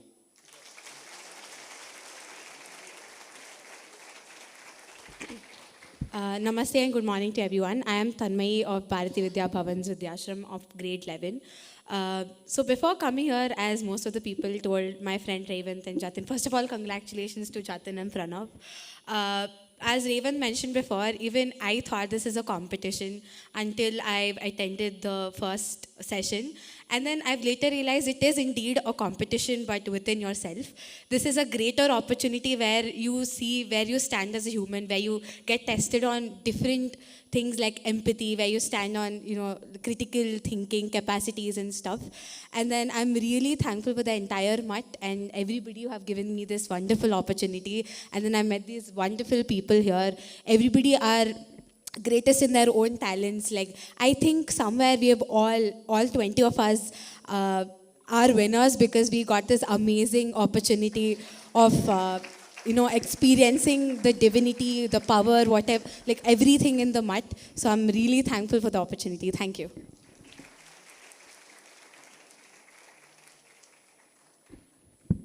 Namaste everyone present here. I'm Molshri Pandey. I'm from Bharati Vidya Bhavan's Jubilee Hills, and I'm from 11th Commerce. I'd first of all like to thank my teachers who have given me this opportunity. I'd like to thank Swamiji. I'd like to thank the RK Mutt for giving me this opportunity, for letting me come here and stay here. As Pranav has mentioned, I'll also say I am not a spiritual person. I'm not spiritual and I am not all that nice person, but I think RK Mutt has brought out a version of me that I also appreciate a lot. I'd like to thank all of my friends here. I'd like to thank all the participants. I'd like to thank all the volunteers, especially after I sprained my ankle. They helped me a lot here. And I'd like to thank everyone here for tolerating me for 2-3 days. Thank you very much. Like Swamiji wanted us to ask, like, if anybody wants to talk from this, like particularly about the final round, or the very positively affirmed final pressure test, the churning that has happened. If anybody wants to share, feel free. Yes, please.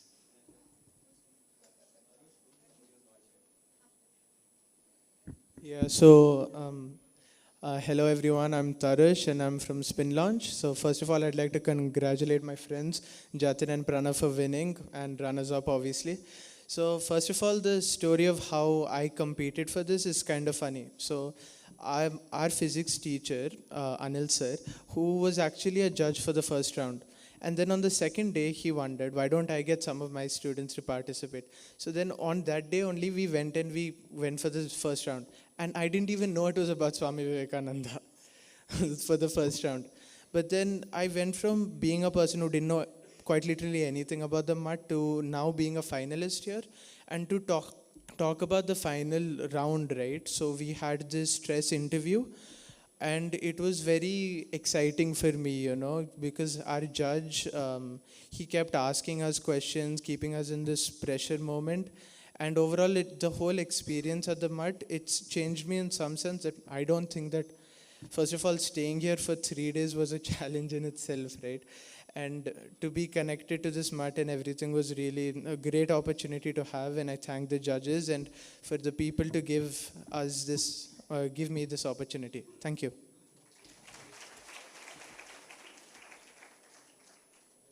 Good morning, everyone. I'm Ritika Anjani from Spin Launch. So while congratulating the winners and being grateful to this place, I'll tell about the last round that was quite different from all the rounds we had.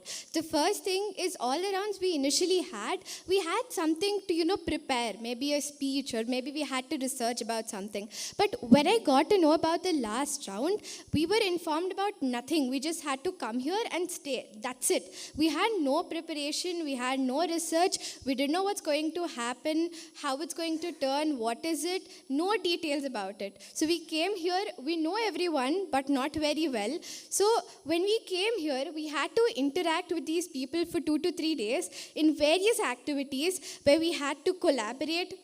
So each and every activity that happened in the span of 2 to 3 days, basically got out all the qualities in us, like how my friends told, how whatever they have been, they appreciated whatever came out. It really enriched us and told a lot about ourselves. It was more like a reflection session where we are put into these people, we don't know about everyone, we had to come together, a lot of different perceptions, we had to work it out together, we had to collaborate. Then there was a lot of reflection in our own selves and this mud and this environment. So overall, the last round was one of the most beautiful thing that could actually happen to anyone, because it's not just it's interacting with a lot of people and within yourself. It's knowing about everyone and yourself, and that's how special the last round was. And I really appreciate the mud to take such initiative for planning it in such a way. So yeah, thank you. So on this auspicious occasion, I greet all these young leaders of India, future. We are preparing them for the future. We can't give them the future, but prepare them for the difficulties and tensions and worries, to overcome them and make our motherland smile again. May they become good ambassadors of Swami Vivekananda's message and take both the character and their career forward wherever they are. This is the 11th edition of Yuva Sangarsh. Last 11 years we have been doing. And last year also DPS got it, Delhi Public School, and this year also Jatin came forward and took the flag of DPS forward. Of course, all other schools, everybody has done their best. They have been refined here, as many of them said. They came as raw products. We are giving them, their school and their family, diamonds. Vivekananda's work for us was, he mentions in the rules book of Ramakrishna Math and Mission, the work of Ramakrishna Math and Mission to the country will be purity drilling machine. Purity drilling machine, a new word Swamiji gave. So this is what I tell them. I told them in the beginning and in the end also. They'll be roasted, toasted, boiled and fired. And out comes a diamond. 20 diamonds are in front of you. Bharat Ratnas in future. India will be in safe hands. And with the guidance of our Gurumurti sir also. So quick photos, just quick shot.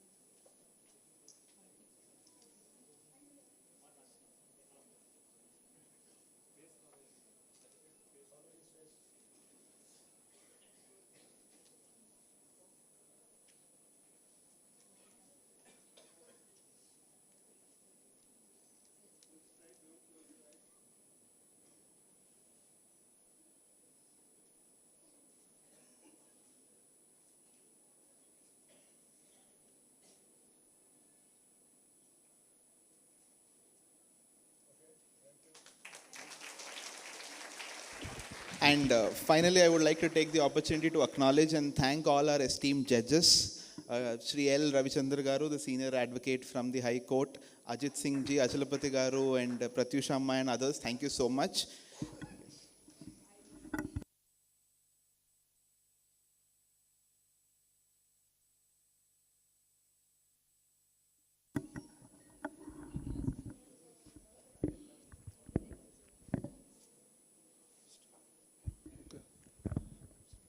Yeah, we will now be having a short speech by Swami Gurumurti. Before that, I would like to read out an introduction about him. So, Sri Swaminathan Gurumurti is a chartered accountant and a corporate and legal advisor of high standing. Having qualified in the intermediate and final of the CA examination in 1972, With all India ranking in both examinations, he has been in practice for the last 42 years. Sri Gurumurthy is a very well-known advisor to many corporates on law and finance and also on macroeconomics issues affecting corporates. As a professional, he has mediated and solved some of the most complex corporate issues. Besides being a professional advisor, he has also been a keen academician. He has been the visiting professor of IIT Bombay on Indian models of economy, business, finance, and management. He is presently the distinguished professor of legal anthropology in Shastra University in Tanjore. Coming to his recent adventures, for the last 3 decades, Sri Gurumurthy is highly rated as a journalist for his investigative writings. He has then ceaselessly campaigned against corruption at high places. He has been a powerful opinion maker in India on issues of national importance, particularly in the field of economics. He is now the editor of the famous and powerful socio-political weekly Tughlaq in Tamil. Please join me in welcoming Sri Gurumurthy ji, a celebrated editor, thought leader, to share his wisdom with us.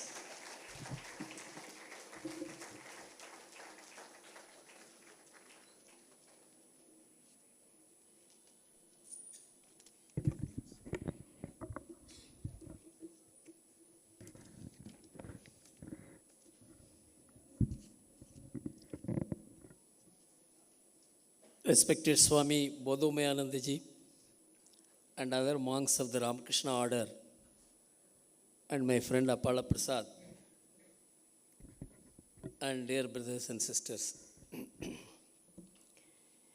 Actually, yesterday I thought I would not be able to travel and stand before you because my throat was very bad. I don't know even know when it will let me down. But this is an occasion which I didn't want to miss. Swamiji has been asking me on 9/11 also, he wanted me to address, which I could not. So I thought that Ramakrishna Mission is the place from where I learned everything about India. I came from a village, having been educated in Tamil medium, and when I came to Vivekananda College, everything was English. I didn't know how to manage because the shift was too deep, too fast, and too unmanageable. It was when Swami Tanmayanandaji who called me and told me, like the children here who said they were completely at loss about how to handle the world. I didn't know how to handle English. So he gave me the confidence. In about 3 months, he prepared me to face and receive not only English lessons, but also speak in English. That is the care which a motherly institution like Ramakrishna Mission gave me. And about this nation, about Hinduism, about Hindu nationalism, and about the purpose of India and our role in it. You know, all these lessons are not learnt in one day. It's a seed thought which is planted in us, which sprouts. And my association with the Ramakrishna Mission led me to my association with the Rashtriya Swayamsevak Sangh. And my own family and my mother. These are all several streams of influence which shaped me.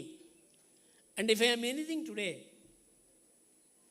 these great streams which shaped me are the ones which can take the credit and nothing else. You know, I always have been contemplating on Swami Vivekananda. Of course, we read him. But we have to conceptualize Swami Vivekananda. Swami Vivekananda died very young. In fact, I always used to ask, why did he die young? He died young only because he wanted to be youthful always to guide the youth of this country. A Swami Vivekananda who was 80 years old and who had lost his hair and who was shaky. We can't imagine that Swami Vivekananda. Vivekananda means strength, it means power. He wanted to be a perpetual source of strength and power to the youth of India. That is why rightly the National Youth Day has been named after him. Though it was very late. It happened more than 40 years after India's independence. Now we go back to Swami Vivekananda, his teachings. And when we go back to Swami Vivekananda, we have to go back to his times also. The minister who spoke before us, he recalled briefly what was Swami Vivekananda's times. But I want to go deeper into it. When he started traveling as a Parivrajaka sannyasi, he only encountered hunger, poverty, illiteracy. And between 1887 and 1992, when he traveled across the country, 30 large famines struck India and lakhs of people died. I don't want to go deep into it because it is the British government procurement policy that led to this. All these researchers show now, but India was projected as a country of hunger and poverty at the time, all over the world. And two great thinkers had depicted India in the language in which I am going to tell you now. One was a great thinker called Karl Marx. He wrote an article, couple of articles in New York Herald Tribune, which is now called the International Herald Tribune, in which he said that India is a country where the economy is organized on the basis of villages. Each village is independent. It doesn't need anything from other villages. It's a village republic, which Mahatma Gandhi later explained in great detail. And the distance between the consumer and the producer is so little, there was very little exploitation in that society. In 1854, Karl Marx, a communist, the man who expounded the communist philosophy, he says India was a country which did not have large-scale exploitation. But he said for 2000 years this country has not changed. It has been a still country. And it is worshipping monkey and cow.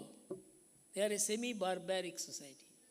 See how a foreigner who doesn't understand India will think of India, talk about India, and talk about India to Indians and convince us that we are like that. The man never came to India, he never spoke to anybody, he never read any Indian literature, he never had meeting with any great thinker.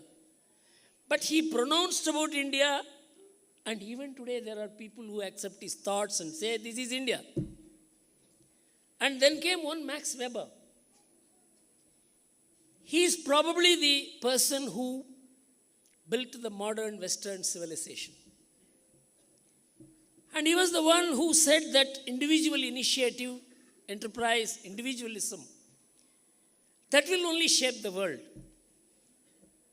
And in that he made a distinction between Catholic societies and Protestant societies and said that Protestant societies or Protestant economies are moving forward, whether it is America, whether it is Australia, or Canada, or England, or Australia, or New Zealand. These are all Catholic societies and they were developing very fast. As our Protestant societies, they were developing very fast. But the Catholic societies are lagging behind because they are under the church, under the bishop, under the Pope. So they don't have that individualism. Because of that, they are not developing. He was absolutely right because for 30 years he studied the Western societies and came to this conclusion. But suddenly he wrote two books. One book on the religion of Hinduism and another book on the religion of Buddhism. He said these two societies believe in karma and rebirth and they will never have individual initiative and they will never develop, they are disqualified for development. This was the opinion about India. Poverty, hunger, that this is a society which is disqualified for development. This is a semi-barbaric society. It is with this intellectual challenge that Swamiji goes to the United States of America to talk about the greatness of India, eternality of India, the purpose of India, saying that India will show the ways to the world. Can you believe this? See the man's built-in self-confidence. Today we are living in a different society, different world. So when you talk about Swami Vivekananda, we have to go back to the position, the state in which he was trying to speak for us, speak about us to the world. And actually he spoke to us from there. If Swami Vivekananda had addressed a meeting in 1893 in Taj Hotel in Bombay, would anybody have recalled him? He spoke to Indians. He spoke to us. He spoke to the Hindus from Chicago.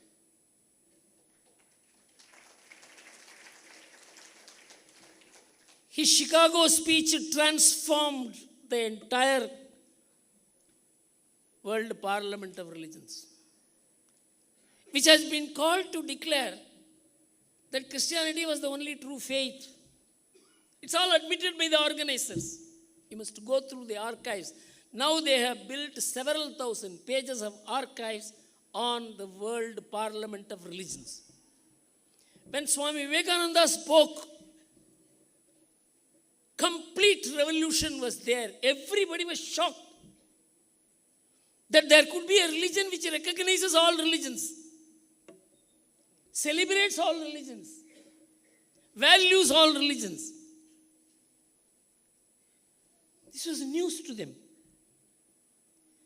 So Swami Vivekananda shaped the intellectual discourse of the world in a manner unprecedented till then. And there are many researches going on.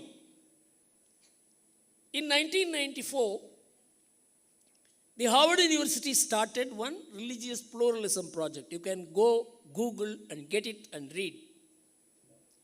100 years, the world forgot religion. It was lost in ideologies, fascism, Nazism, communism. All irreligious ideologies shifted human minds away from all that sustained the world societies for thousands of years and misdirected the world and caused crores and crores of deaths.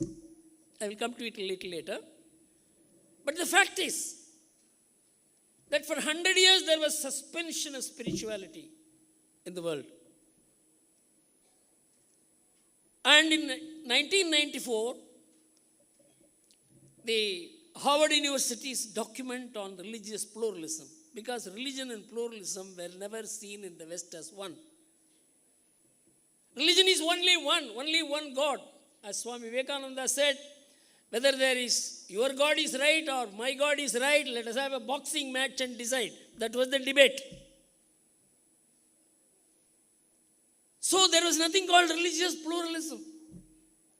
Religious pluralism means each religion recognizing the existence, purpose and direction, goals and the faith of other religious people. This is religious pluralism. This is unknown outside the geography, history, traditions and values of India. So when Harvard University recalled it, the only person whom it could recall was Swami Vivekananda's speech in World Parliament of Religions a century back, which had been recorded by an American journalist, who said Swami Vivekananda's presentation of what religion is towered over the speeches of all. Swami Vivekananda said, let us take the best from all religions and have a universal religion. Unthinkable formulation in those days. So you can understand one man who constituted himself into an army to to wage a war against a perception that had been created that this is a semi-barbaric society, disqualified for development, hunger and poverty are its brands, and he says, yes, we will show the way to the world. This was Swami Vivekananda. And what he wanted from us, in that hopeless situation, what he wanted from us, he said, I want 100,000 youths fired with idealism who will shape India and build India. You know how many thousands of youths are now working for the rebuilding of India? You take Ramakrishna Mission, you take any other Hindu organization, you take the RSS.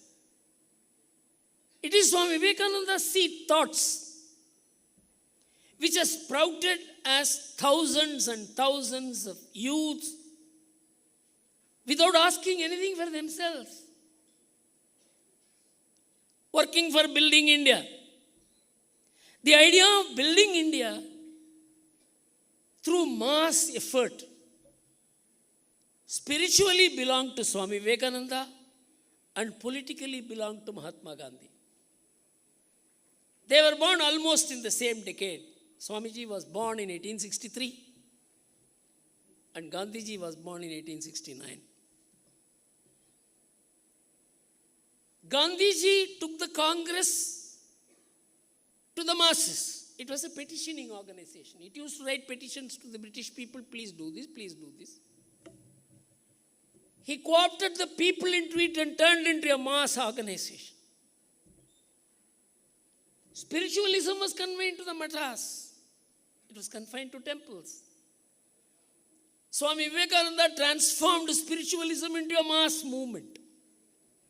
You can see all the Hindu organizations. Today, in fact, we tried to tabulate the number of Hindu organizations which are working outside India. You know, it is more than 30,000.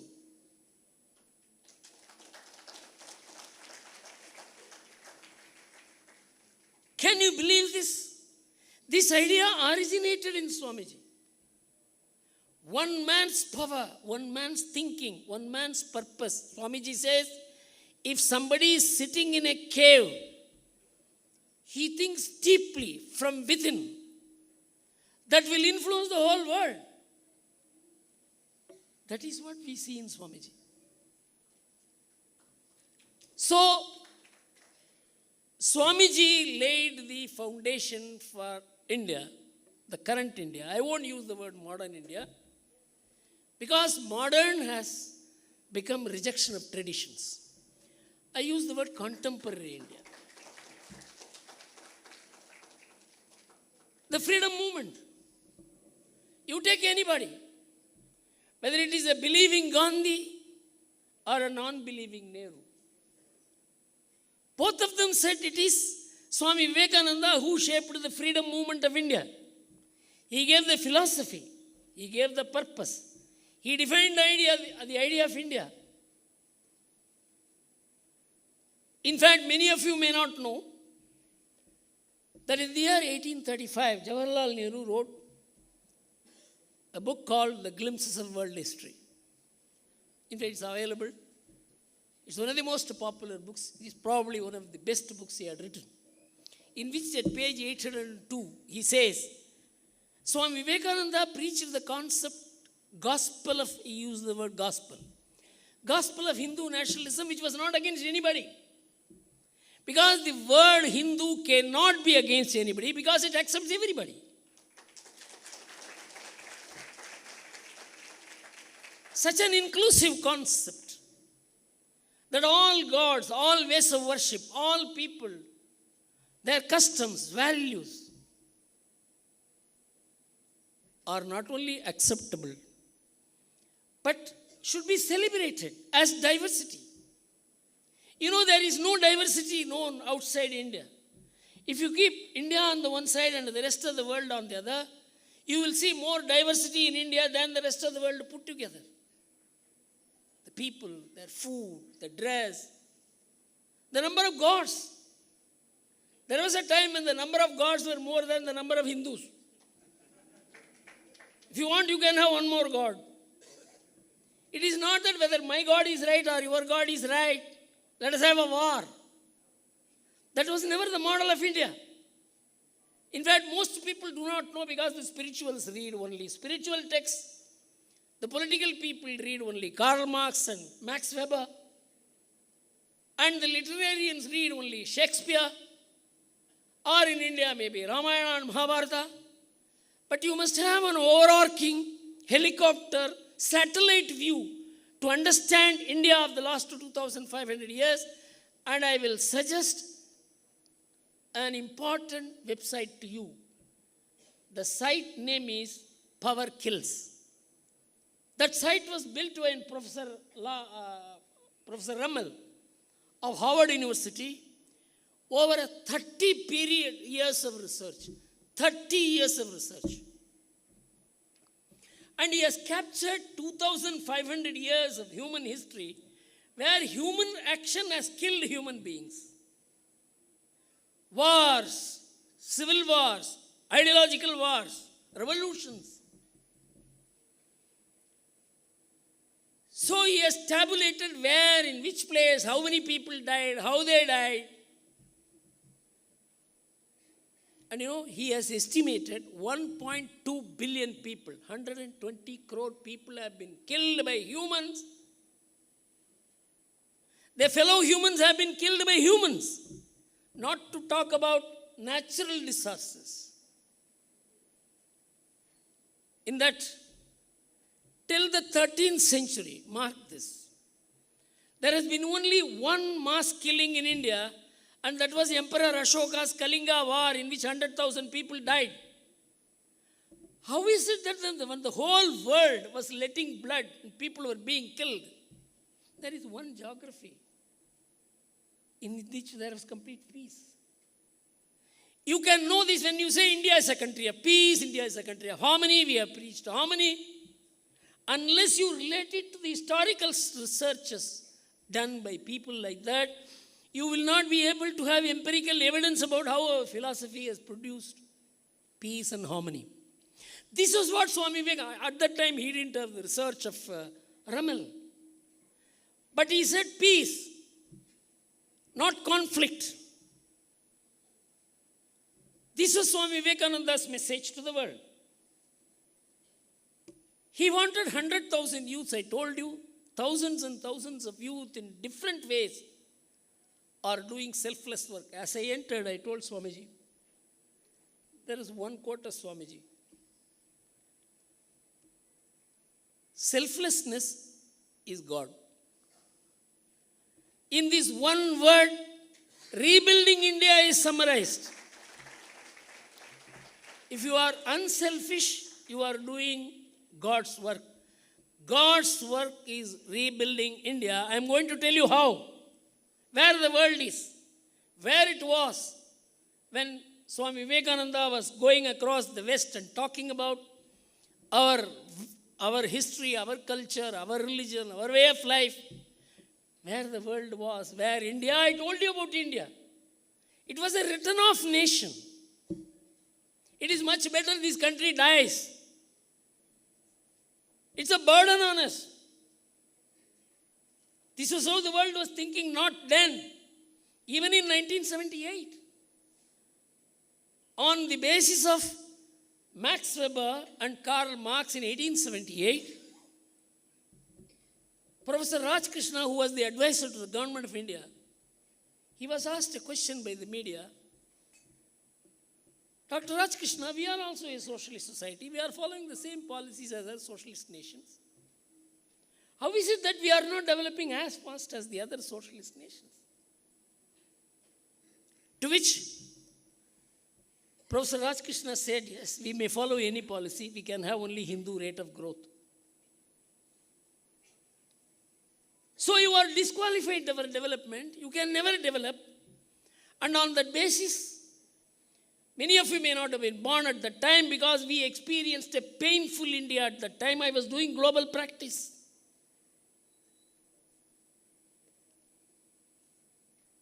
Robert McNamara, who was the president of the World Bank at that time, he formed an Aid India club to say that this country will never develop. I begged for aid for this country. This was the position in 1978. But truth comes out in 1983 when Paul Byrock was mandated by the General Agreement on Trade and Tariff, which is the predecessor organization to the WTO, as to how the world economy moved from 1750 to 1900, and came out with a brilliant thesis. In 1983, we said, if you look at the economic progress data of different nations in 1750, China with 34% of world GDP, India with 25% of world GDP, were the leading economic engines of the world, and America and England put together had only 2% shares in the world GDP. Everything changes upside down in 1900. India and China crashed to 8%. India 1.8% and China 6.2%. England and America rise to 42%. Many French historians began saying, let us admit that in the 17th and 18th centuries, Asia had a much better standard of living than us. This was 1983. 5 years back, Professor Ramakrishna said, Hindu rate of growth. Till today that is being used. And the West could not tolerate that they could be regarded as persons who did not have the standard of living that Asians had in the 16th, 17th, 18th centuries, and they constituted a research. The OECD nations constituted a research called Development Studies Institute, and they gave a huge support to one Angus Madison to study 2000 years of the economic history of the world to show that we were the top people. Who? They were the top people. In fact, Angus Madison said, Paul Byrock cannot be correct. His methodology is wrong. I will prove him wrong. But in 2001, Angus Madison came out with his historical study. It is available on the net. It is free on the net. World Economic History, a Millennial Perspective. He said from the first year of the Common Era till the 15th century, India was the leading economic engine of the world with more than 30% of world's GDP. China was number 2. India and China became equal in 16th century. China overtook India in the 17th century. India overtook India in the 18th century. The game was between these two countries.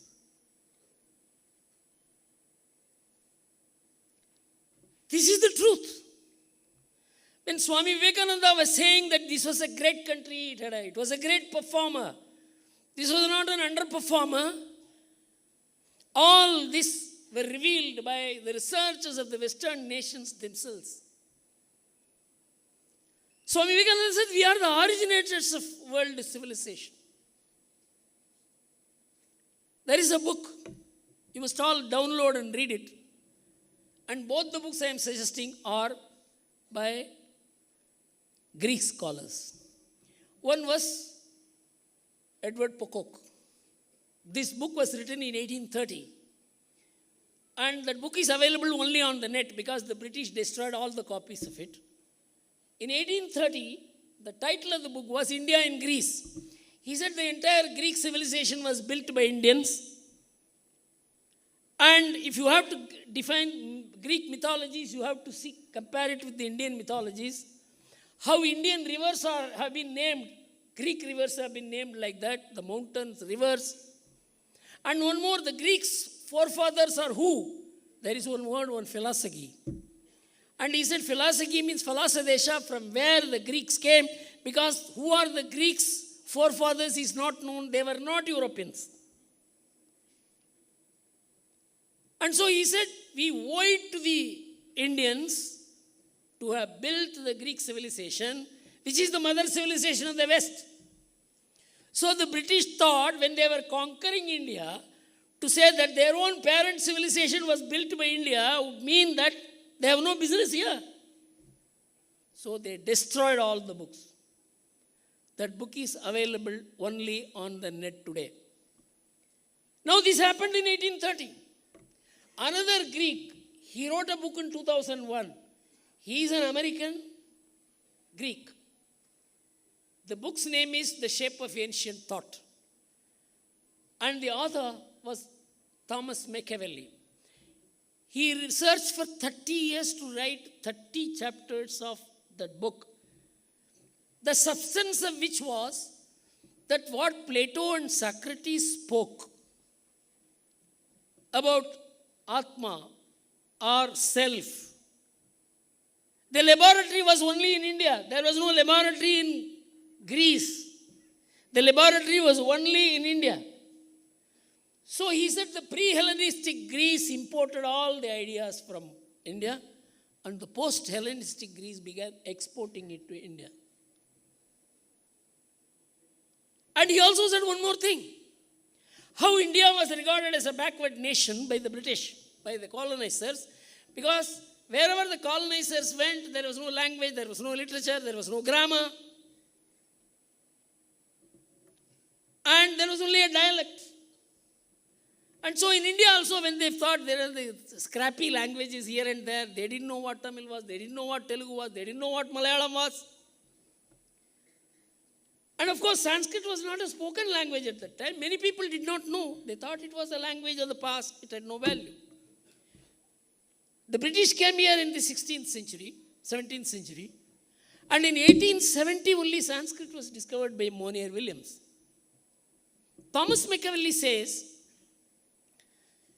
that when the colonizers came to India, they didn't find any of these. But in 1870, when they found the Sanskrit language, they found the language of the slave, India, was the language of the master.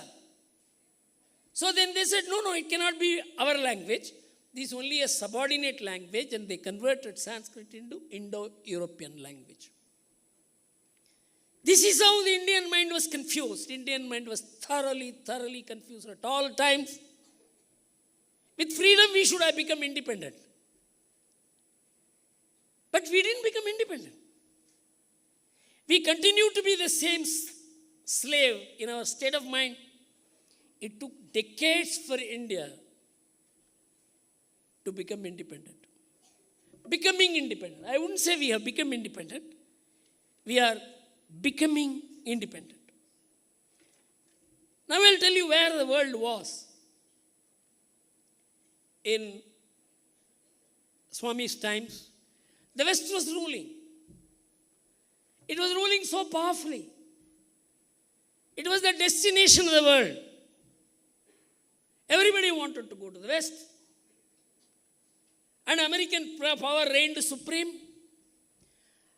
And in 1851, the United Nations wrote a document and sent to all of us, which was implemented by our government, our education system, our planning commission, our media, our intellectuals. You know what the document said?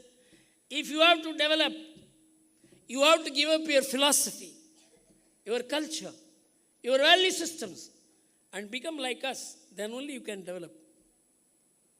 You know, such an arrogant document was circulated. And the United Nations was not one of those institutions like it is today, a pushover institution. It was a mighty institution at that time. So we were told, unless you cease to be who you are, you can never develop. This was the challenge. But now the whole world has turned upside down. There is nothing called a superpower today. Today, power is not only in terms of army, it is not in terms of navy, it is not in terms of atom bomb. It is in terms of brain. It is an intellectual world today. World of skill, a world of intellectual and brain power, where you see how Indian youths are faring. India's brand is now being built by Indian youths in California, in Germany, in England, everywhere. The power of India, which the rishis built for thousands of years, is now manifesting in the performance of the youth. Now, in any technology, in any technology companies, all MNC companies, if you see 50 to 60% of the big companies are being led by Indian CEOs or Indian CTOs or Indian CFOs.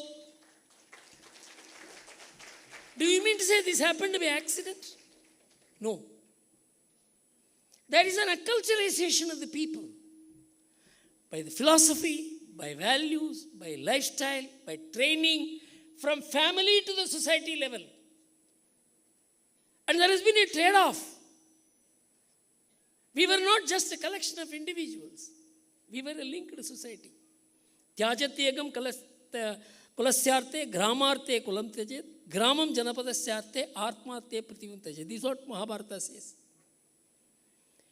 Everybody is an individual, but he is supposed to have a harmonious dealings with his own family. The family is supposed to have harmonious dealing with the village. The village is supposed to have harmonious dealings with the nation.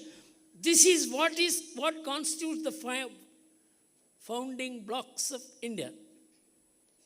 That's why today, when our youth go outside, they are sending $120 billion every year to India.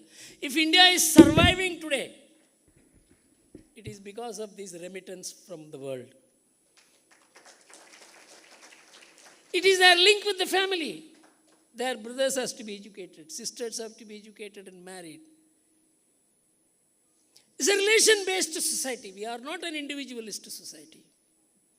We have our obligations at birth till death.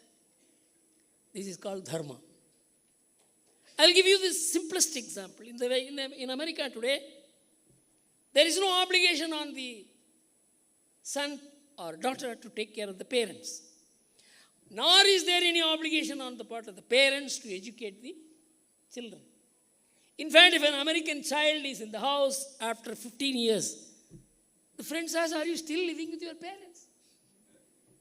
It's an ignominy for a child of 15 or 16 to live with the parents. Social life has collapsed. Cultural life has collapsed. I am not getting into wokeism. 55% of the American first marriages end in divorce. If somebody had some more desire to marry, 67% of the second marriages end in divorce. If somebody wanted to marry a third time, 74% of the third marriages end in divorce. If you want to look at where I get the statistics from, it is Psychology Today magazine. With the result, there is no intergenerational bonds or responsibilities. So the taking care of parents, infirm people, unemployed people, people who cannot take care of themselves, which is managed by the family here, has to be managed by the state in America. So America began saying, "You please pay 12.5% tax, and we will take care of your parents, we will take care of your unemployed people, and we will take care of your health." At that time, American population was rising. Many economists will understand what I am saying. So that more people were paying social security tax and less people were withdrawing. Social security was in surplus. But in 2006, everything turned because the population began to stabilize. More people began withdrawing and less people began depositing, with the result of the deficit in social security account. If it is reduced to the present day value of the burden, the deficit is $63 trillion, which is 3 times the GDP of America. In India, the entire responsibility is managed by the families. Family as an instrument. Women at the center of the family. Culture as the binding force. Spiritualism as the basic thrust of life. There will be no India.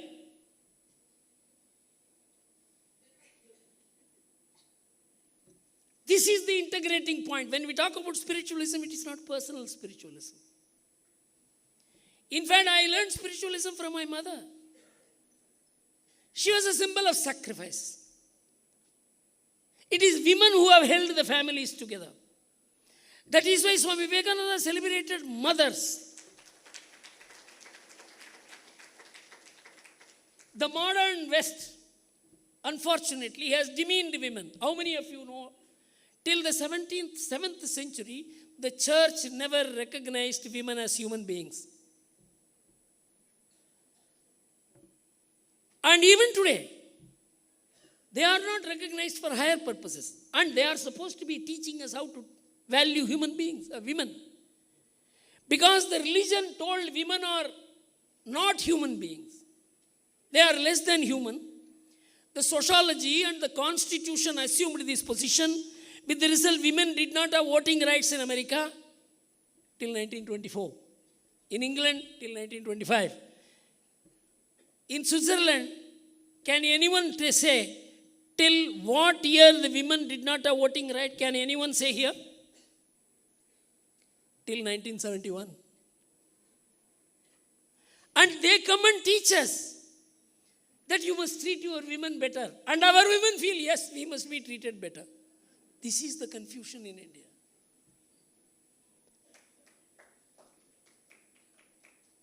We don't have individual rights. Nobody has an individual right in India. We only have individual rights coupled with the duties. When Mahatma Gandhi was given the Universal Declaration of Human Rights by H.G. Wells, he said, Mr. Gandhi, you must sign it. Gandhi said, you change the title into Universal Declaration of Human Duties, I will sign, because it is duties as has sustained the human civilization for thousands of years. Rights will destroy it. There is nothing called man's rights or woman's rights. These are all the confusion we have to clear.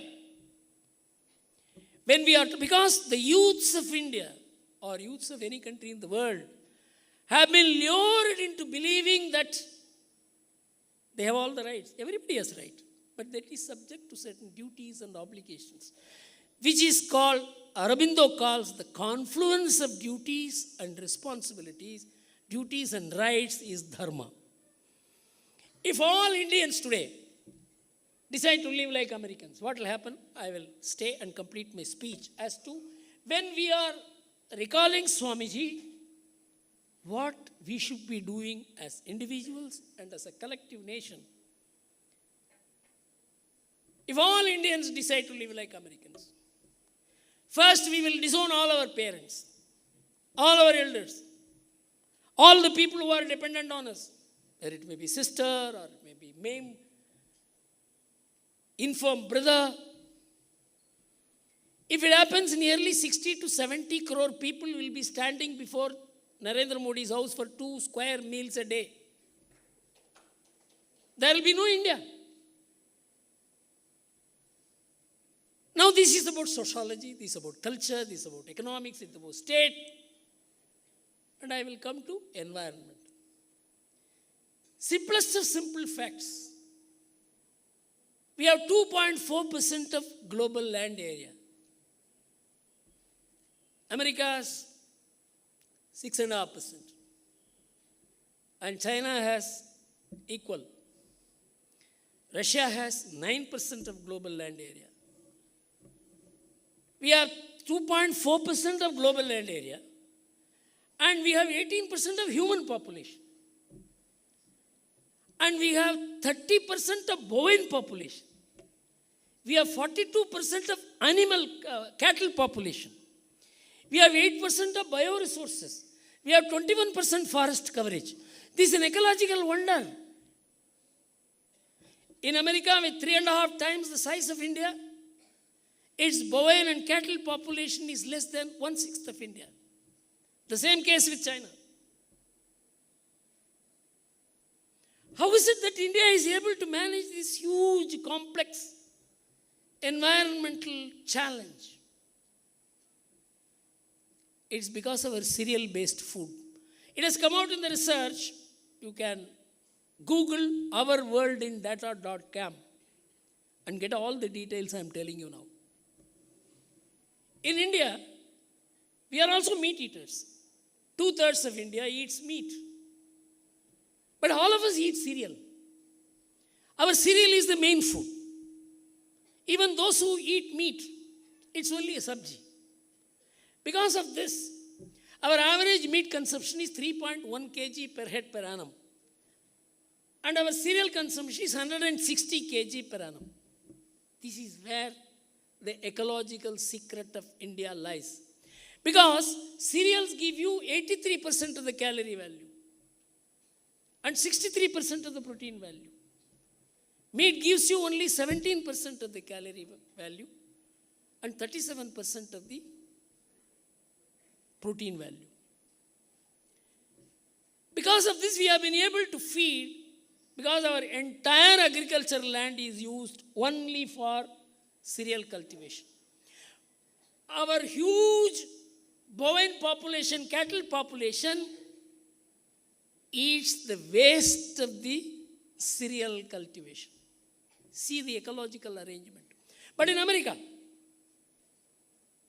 cereals are used for cattle promotion and bovine promotion to turn them into meat and eat.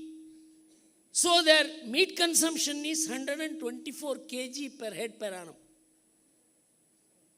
And meat releases 10 to 100 times CO2 gas emission. Now come to the comparative food habit between India and America. If all Indians begin eating like Americans, we will need 6 times the agricultural land we have. If the world eats the composition of cereals and meat, it will need only 25% of the agricultural land it uses.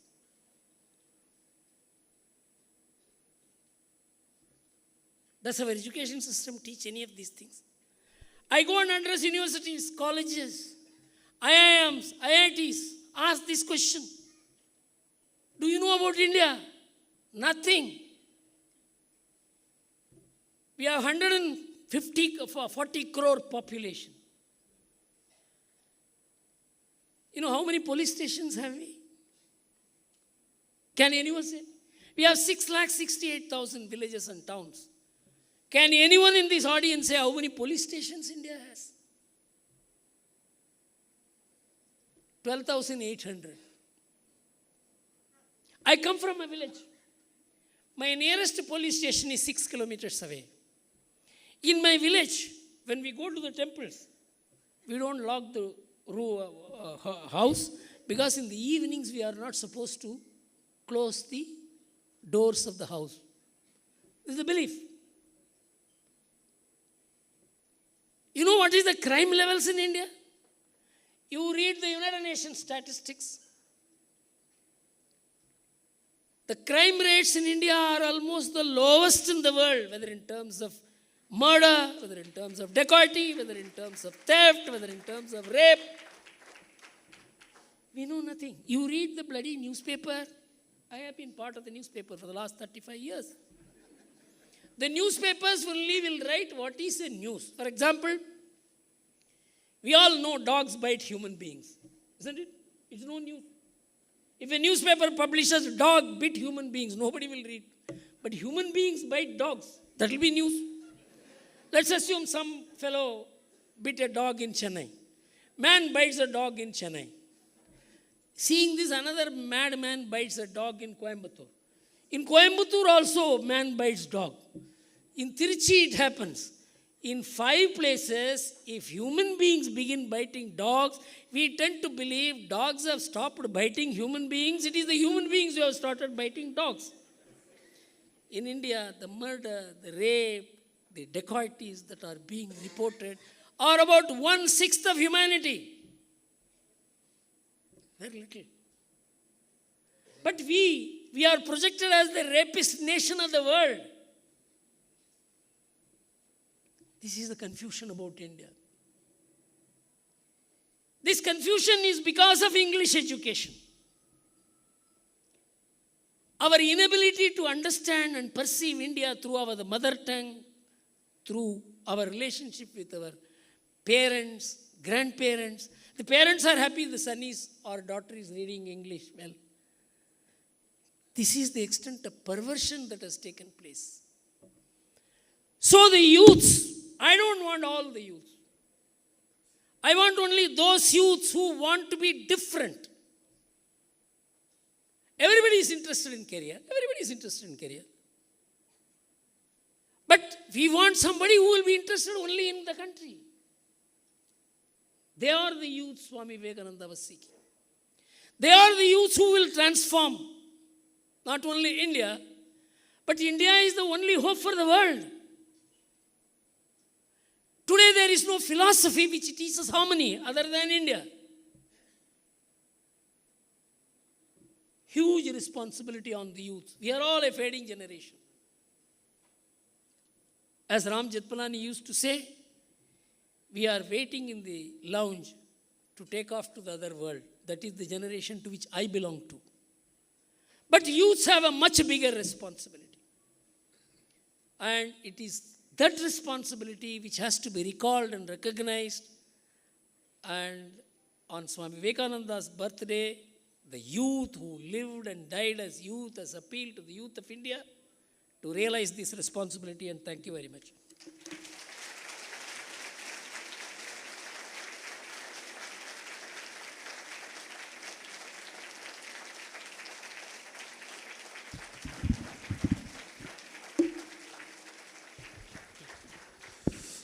Thank you, sir, for bringing forth some very many hard facts and truths about varied aspects of Indian ethos and history, and a message to youth on how to move onward and forward.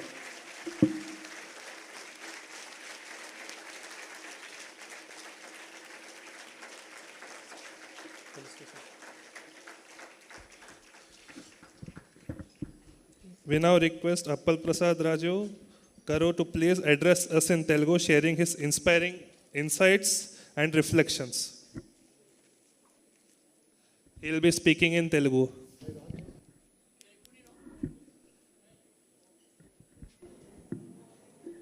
Hello. So I am extremely thankful to Swamiji because after 25 years I have met my friend Appala Prasad here.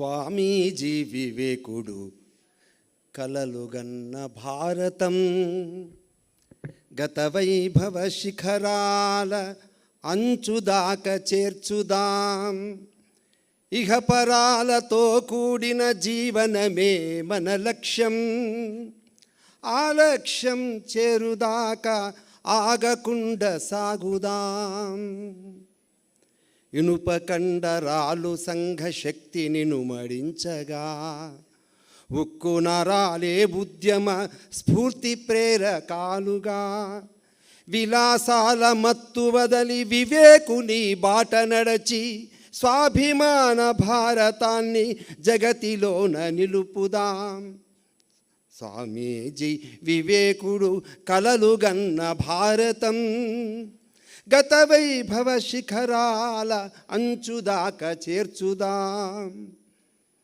దేవుడెక్కడున్నాడని నలుదిక్కుల శోధించే దీనదలిత దుఃఖితులను దైవంగా దర్శించే పంథాలెన్నున్నా మన గమ్యమొక్కటేనని ప్రపంచానికందించే సందేశం ఇదేనని స్వామీజీ వివేకుడు కలలుగన్న భారతం గత వైభవ శిఖరాల అంచుదాక చేర్చుదాం అంచుదాక చేర్చుదాం.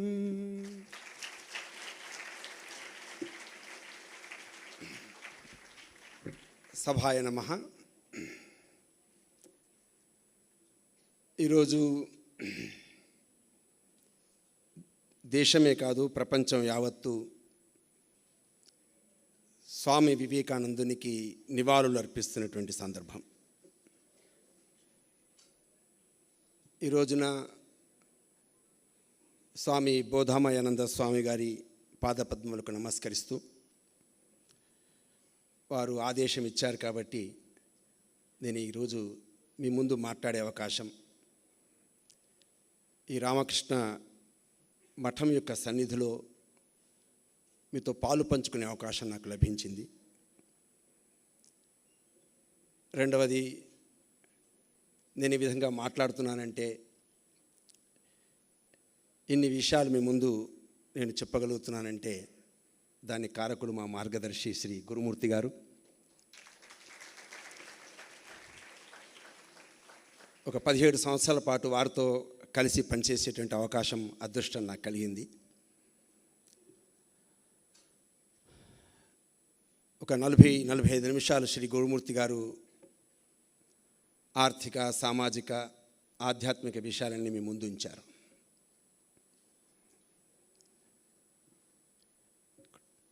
స్వామి వివేకానంద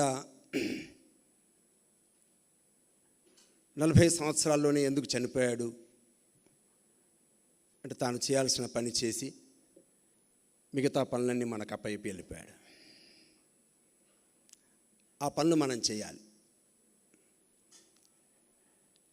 ఈరోజు దేశం చాలా బాగుంది, ప్రపంచంలో మన దేశం చాలా ముందడుగు వేస్తుంది అని అనుకోవద్దు. ఇది చాలా కీలకమైనటువంటి సమయం. ప్రపంచంలో 195 దేశాల్లో అమెరికా పుట్టినప్పుడు, ఇజ్రాయిల్, ఇరాక్ పుట్టినప్పుడు, బాబిలోనియా, అస్సీరియా, సుమేరియా లాంటి సంస్కృతులు నాశనమైనప్పుడు, కొన్ని వేల సంవత్సరాలుగా నిలిచినటువంటి ఒకే ఒక దేశం, అది మన భారతదేశం ప్రపంచంలో.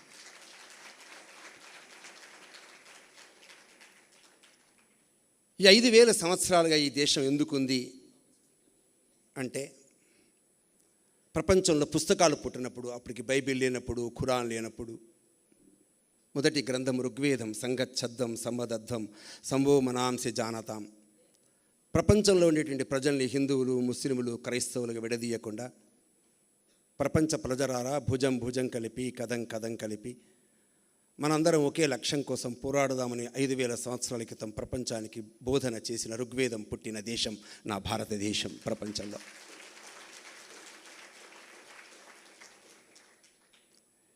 ఈ దేశం చాలా పురాతనమైంది, అంటే పాతది అంటే ముసలిది కాదు ఈ దేశం. ఎందుకంటే సుమారుగా 20 కోట్ల మంది చిన్నపిల్లలు, 40 కోట్ల మంది యువకులు. అమెరికా జనాభా 40 కోట్లు, నా దేశం యువత 40 కోట్లు.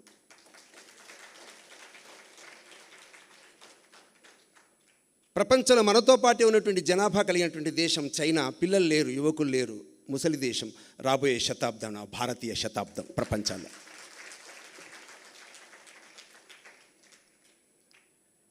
కాబట్టి ఈ దేశం ముందుకు నడుస్తున్నప్పుడు, ప్రపంచంలో వెళ్తున్నప్పుడు ఒక విచిత్రమైనటువంటి దేశంగా నా భారతదేశం కనిపిస్తుంది. ప్రపంచంలో ఒక దేశం ఉంది, న్యూజిలాండ్. ఆ దేశంలో ఎక్కడ చూసినా అందరూ ఒకటే కలర్లో ఉంటారు, ఎర్రగా ఉంటారు అందరూ కూడా. ఎవరింటికి పొద్దున టిఫిన్ చేసినా, మధ్యాహ్నం భోజనం చేసినా, రాత్రి భోజనం చేసినా ఒకటే రకమైన వంటకం ఉంటుంది, పిజ్జా, బర్గర్. గోధుమ తప్ప ఇంకోటి పండదు అక్కడ. యెహోవాను తప్ప ఇంకెవరు ప్రార్థించరు, ఇంగ్లీష్ భాష తప్ప ఇంకోటి ఉండదు. అలాంటి న్యూజిలాండ్లో పుట్టిన ఒక వ్యక్తి, విద్యావంతుడు, భారతదేశానికి వచ్చి కశ్మీర్ నుంచి కన్యాకుమారి దాకా తిరిగి ఒక 6 నెలల తర్వాత ఈ వేదిక మీదకి వచ్చి మనం అడిగి, భారతదేశం గురించి ఏమైనా చెప్పండి అంటే, ఈ దేశం కాదు సార్, చాలా దేశాలు ఉన్నాయి ఈ దేశంలో అంటాడు ఆయన.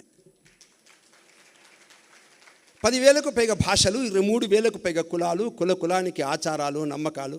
ప్రపంచంలో ఆఫ్రికా ఖండంలో ఎంత రకమైనటువంటి వైవిధ్యము ఉందో అన్ని రకాల వైవిధ్యము కలిగినటువంటి, ప్రజల మధ్య భేదాలు కాదు, ప్రజల మధ్య వైవిధ్యము కలిగినటువంటి దేశం. కానీ కశ్మీర్ నుంచి కన్యాకుమారి వరకు భారత మాతాకి జై అంటే పలికేటువంటి భిన్నత్వంలో ఏకత్వం కలిగిన దేశం భారతదేశం ప్రపంచంలో.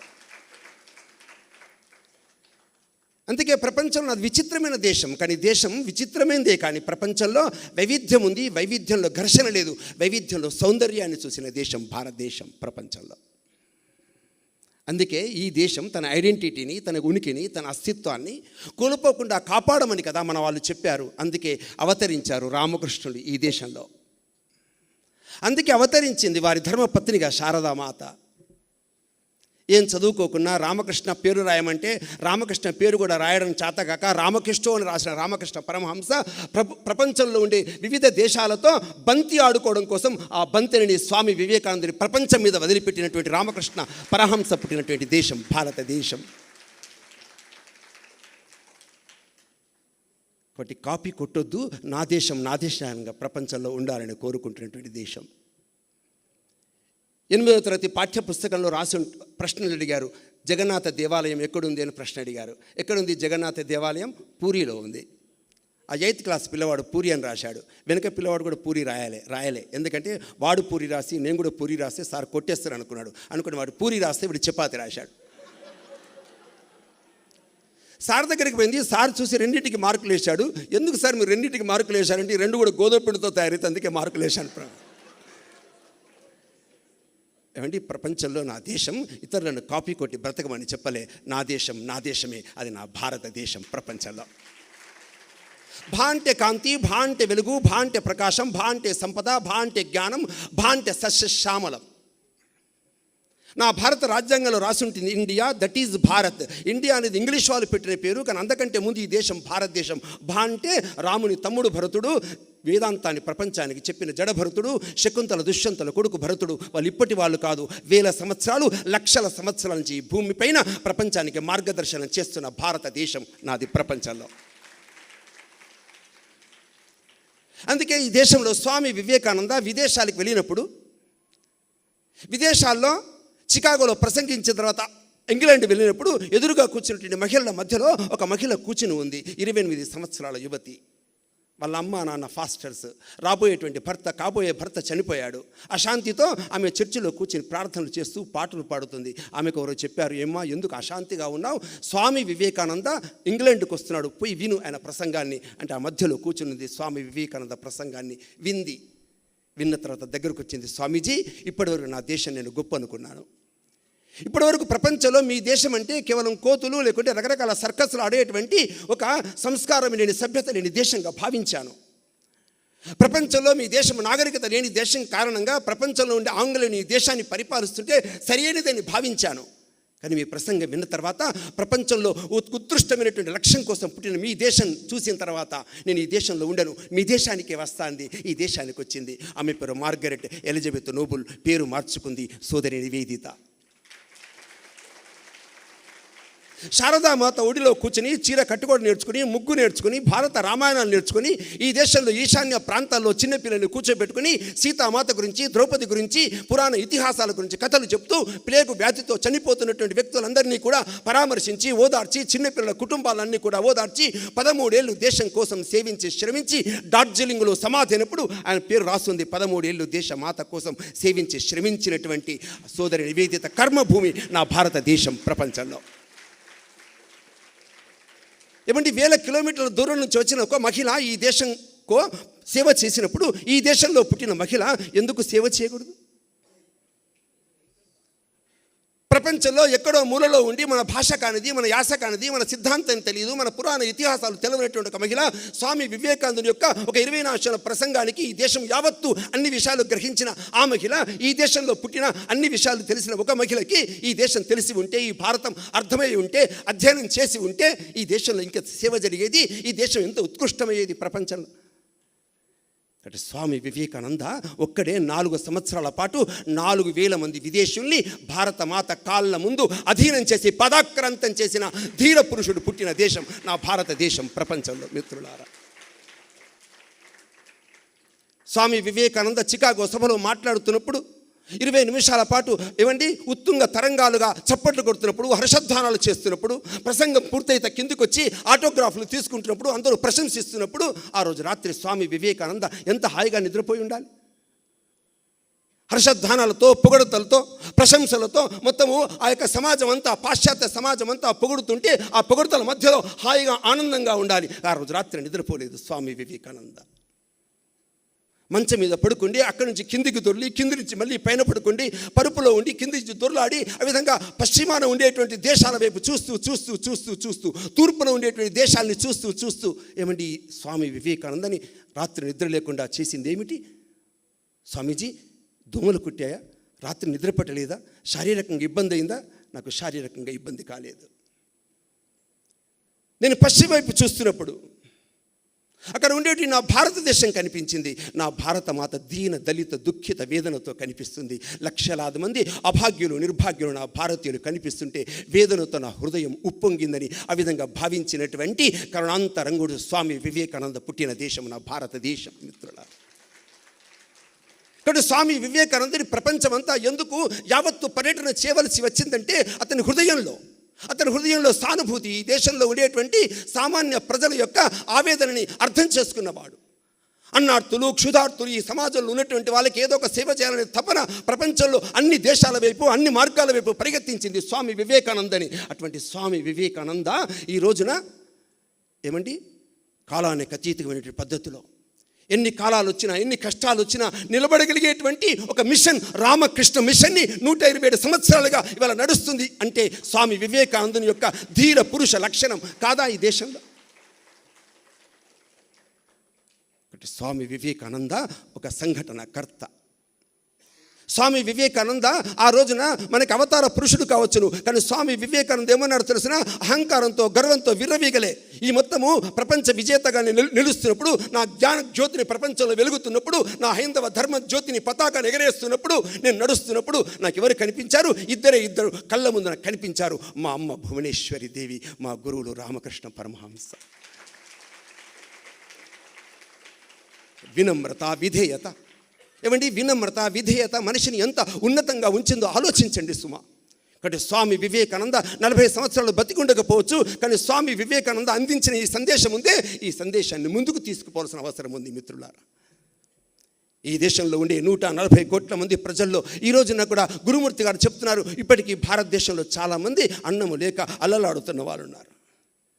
నేను ఒక 10-15 సంవత్సరాలు 20 సంవత్సరాలుగా గ్రామాలకు వెళుతున్నప్పుడు ఈ రోజున కూడా కులము సర్టిఫికెట్ లేక, చదువు అర్ధాంతరంగా ఆపి, ఏమండి ప్రభుత్వ పథకాలు ఏవి అందక శోషిస్తున్నటువంటి వ్యక్తులకి తెలంగాణ ప్రాంతంలోనే 2 లక్షల మంది కొన్ని కుగ్రామాల్లో కనిపిస్తున్న సంచార జాతులు నేను కళ్ళతో చూశాను ప్రత్యక్షంగా ఈ ప్రాంతాల్లో. 75 సంవత్సరాల కాలఖండము తర్వాత కూడా ఏమండి ఈ దేశంలో పథకాలు అందరి పద్ధతిలో ఇంకా పేదరికము, దారిద్ర్యము తాండవిస్తున్న స్థితి చూసిన తర్వాత మనకు స్వామి వివేకానంద బోధనలు మనం ఏం అర్థం చేసుకున్నాం? కాబట్టి స్వామి వివేకానందుడు మనకేం చెప్తున్నాడు అంటే, సమాజంలో నేను నా చుట్టూతో ఉండేటువంటి సమాజం యొక్క ఉన్నతి కోసం, పరమోన్నతి కోసం పాటుపడాలని చెప్పాడు స్వామి వివేకానంద. మనందరికీ తెలుసును, కరోనా సమయంలో ఈ దేశంలో 140 కోట్ల మంది ఇళ్లలో ఉంటున్నప్పుడు, టీ కొట్టులు మూసినప్పుడు, హోటళ్ళు మూసేసినప్పుడు, ఉద్యోగాలు మానేసినప్పుడు, ఇండస్ట్రీలు, పరిశ్రమలు మానేసినప్పుడు ఈ దేశంలో 140 కోట్ల మందికి అన్నం ఎవరు పెట్టారండి? 10 కోట్ల మంది పొలాలు దున్ని సస్యశ్యామలం చేసి పంటలన్నీ గోదాముల్లోకి ఎత్తి 140 కోట్లకి అన్నం పెట్టినటువంటి రైతులు పుట్టిన దేశం నా భారతదేశం మిత్రులారా. మీకు తెలిసిన ఈ దేశంలో 140 కోట్ల మంది మనందరం కూడా ఊపిరి పీల్చుకుంటే, స్వేచ్ఛతో, సమానత్వంతో, స్వాతంత్రంతో మాట్లాడుతుంటుంటే, ఇంకొక పక్కన 22 లక్షల మంది బార్డర్లో పనిచేస్తున్న సైనికులు గుర్తు రాలేదా? పాకిస్తాన్ బార్డర్లో, చైనా బార్డర్లో, ఇటు పక్కన హిందూ మహాసముద్రం బార్డర్లో 22 లక్షల మందిలో 12 లక్షల మంది ఆన్ డ్యూటీలో ఉంటే, ఇంకొక 10 లక్షల మంది ఏమంటే రిజర్వ్ ఫోర్స్గా పనిచేస్తుంటే, ఒకప్పుడు 1994లో ఈ సమాజంలో ఒక్కసారి పాకిస్తాన్ దాడి చేసి నా టైగర్ హిల్స్ మీద నా జెండా తీసేసి పాకిస్తాన్ జెండా పెట్టి 21 మంది సైనికుల్ని హతాశనం చేసినప్పుడు ఒక్క యువకుడు, 20 సంవత్సరాల యువకుడు, అతని పేరు జోగేంద్ర సింగ్ జాదవ్, ఇప్పటికీ బ్రతుకున్నాడు. ఒక్కడే తాడు ఎక్కుతూ 17 గుండ్లు తూటాలు ఆ విధంగా దెబ్బలు తిని రక్త ప్రసారం జరుగుతున్నప్పుడు అతను ఇచ్చిన పిలుపు మేరకి మన ఇండియన్ బెటాలియన్ యుద్ధ విమానాల్లో వచ్చినటువంటి పాకిస్తాన్ సైనికులు ధ్వంసం చేసి మళ్ళీ త్రివర్ణ పతాకం ఎగిరినటువంటి కార్గిల్ విజయ పోరాటానికి ఆగస్తం సమాజంలో కనిపిస్తుంది మిత్రులారా.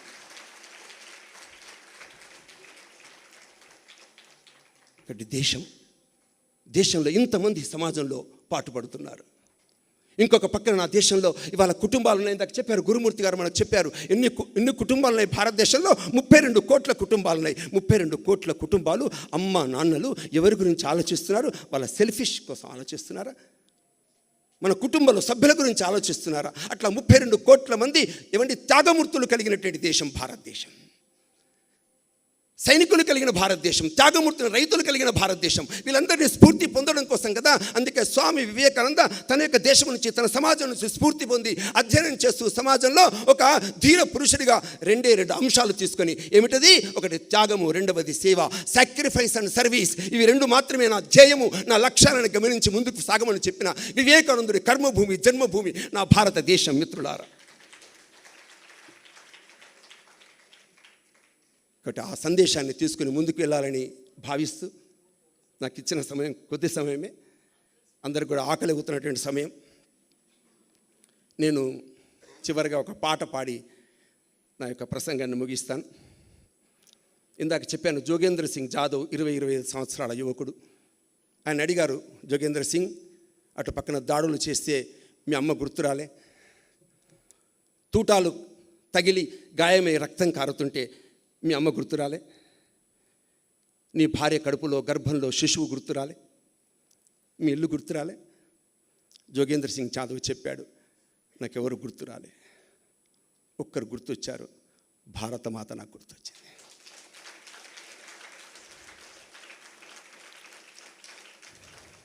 ఈ నేల తల్లి ప్రేమ ఎన్నటికీ తరగనిది చెరగనిది, ఈ నా బ్రతుకుపై అధికారమున్నది తల్లికే. ఏ దేశాల ప్రజలైన చెవులార వింటే కనుల కంటే, నా అస్థికలపై సమాధిపై జై హిందని ప్రతిధ్వనించేను. ప్రవహించే నా రక్తం ప్రజల కోసమే, ప్రజల కోసమే, ప్రాణం పోతే పోనీ దేశం కోసమే. ప్రవహించే నా రక్తం ప్రజల కోసమే, ప్రజల కోసమే, ప్రాణం పోతే పోనీ దేశం కోసమే. సరిహద్దులో జవానునై ఉరిమిన వేళ, నేల కొరిగిన వేళ, ఉగ్రవాద ఉన్మాదుల తరిమిన వేళ, నేను ఒరిగిన వేళ. సరిహద్దులో జవానునై ఉరిమిన వేళ, నేల కొరిగిన వేళ, ఉగ్రవాద ఉన్మాదుల తరిమిన వేళ, నేను ఒరిగిన వేళ. చేమంతుల పూబంతుల మాలలు నాకొద్దు, కీర్తి పతాకాలు కాంత కనకాలసలొద్దు. చస్తే ఈ భువిలో మరు జన్మ కోరుతాను, దాసుడనై ఉంటానని అమ్మనడుగుతాను. ఎర్రకోట నెగిరే మువ్వన్నెల జెండా, ఎర్రకోట నెగిరే మువ్వన్నెల జెండా, వన్నెల జెండా. ఉరిగిన నా శవం పైన, ఉరిగిన నా శవం పైన ఎగిరితే చాలంటాను. ప్రాణం పోతే పోనీ దేశం కోసమే, ప్రవహించే నా రక్తం ప్రజల కోసమే, ప్రజల కోసమే, ప్రాణం పోతే పోనీ దేశం కోసమే, ప్రాణం పోతే పోనీ దేశం కోసమే.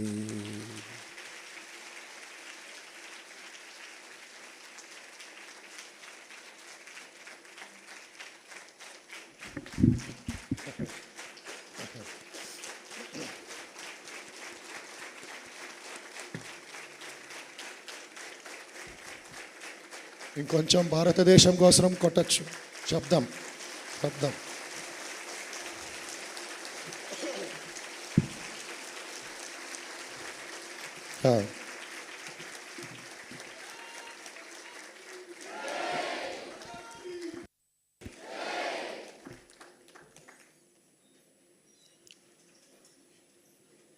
నూట 63వ నేషనల్ వివేకానంద జయంతి, 41వ జాతీయ దినం అతి అద్భుతంగా జరిగింది. థ్యాంక్స్ చెప్తే అది డైల్యూట్ అయిపోతుంది. విన్నారు బాగా, శ్రవణం శ్రవణం శ్రవణం బహుత్ హో గయా. గో హోమ్ ఆఫ్టర్ లంచ్ మననం, think, let it digest, let it go into your DNA. Then after Sankranti action.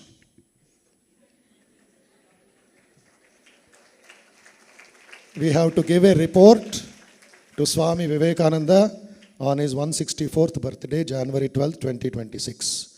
We have got very less time, only 365 days. And one day is over. Time and tide wait for none. So we will not talk much. Assimilation, absorption, inspiration from both grandmasters. We, on behalf of all of you, on behalf of the Ramakrishna Math, on my own behalf and the brother monks, I convey my namaskars, vanakkam, thank you, nandri to Sri S. Gurumurthy Garu, who is part of the Ramakrishna Math family, as you have heard from his childhood till today. And then to Sri Appala Prasad, also our well-wisher, family member, guest faculty. And we are starting a new course after Pongal, after Sankranti holidays, called Know India, Love India, and Serve India. So these will be our guest faculty also, online, offline, along with the other core team. So youngsters, know India first, then from knowing, love will come. Not the buildings and the cinemas, but the ideas, the tattvam of India, of Bharata, and then serve the nation as much as possible wherever you are. So that is an important course. On behalf of all of you, I convey my namaskars again and wish them all the best, Sankranti Shubhakangshalu, and request them to accept a token of love and affection.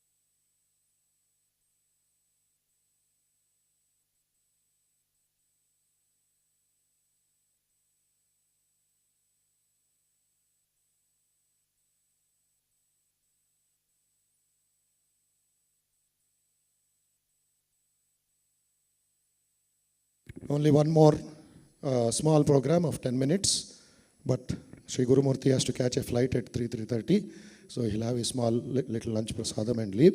And here there will be yoga demonstration by the students of our Human Excellence. Watch that.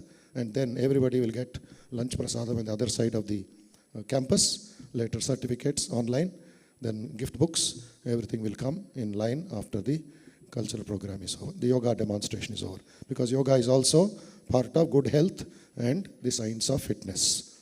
Unless your health is good, what you can do? So take care, understand, and appreciate. So Sri Gurumurti will take leave of us, and others will continue to enjoy the cultural program. Jai Ramakrishna.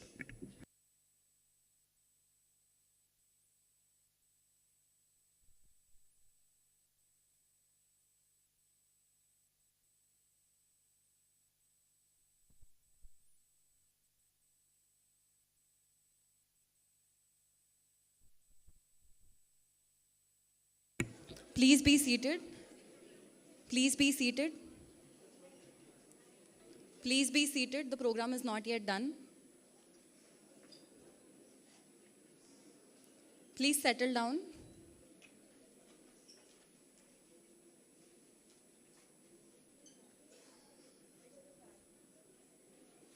Gents at the last, please settle down.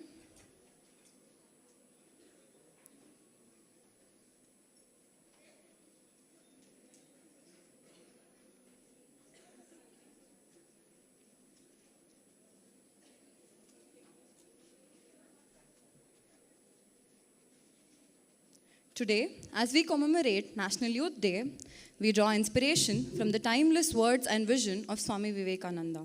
He believed the power of youth is the foundation of the nation. Let us unite and channel this boundless energy to build a future of strength, wisdom, and compassion. These pyramid formations by the Vivekananda Bal Vikas Kendra students symbolize balance, focus, and resilience, the qualities that define the youth of our country. As Swamiji proclaimed, arise, awake, and stop not till the goal is reached. Let this formation remind us that together we can achieve greatness, transforming challenges into opportunities and dreams into reality. Let the power of our youth shine as the beacon of hope and progress to the world.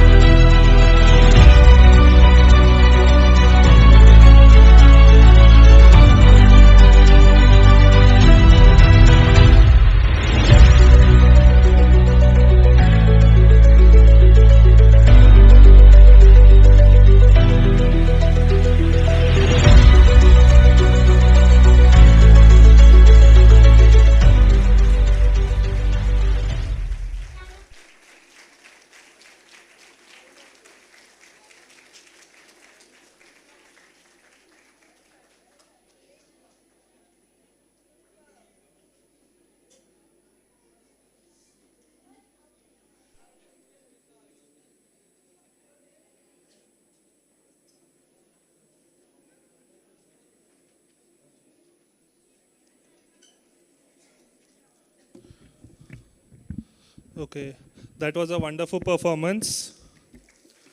Another round of applause. Yes, thank you.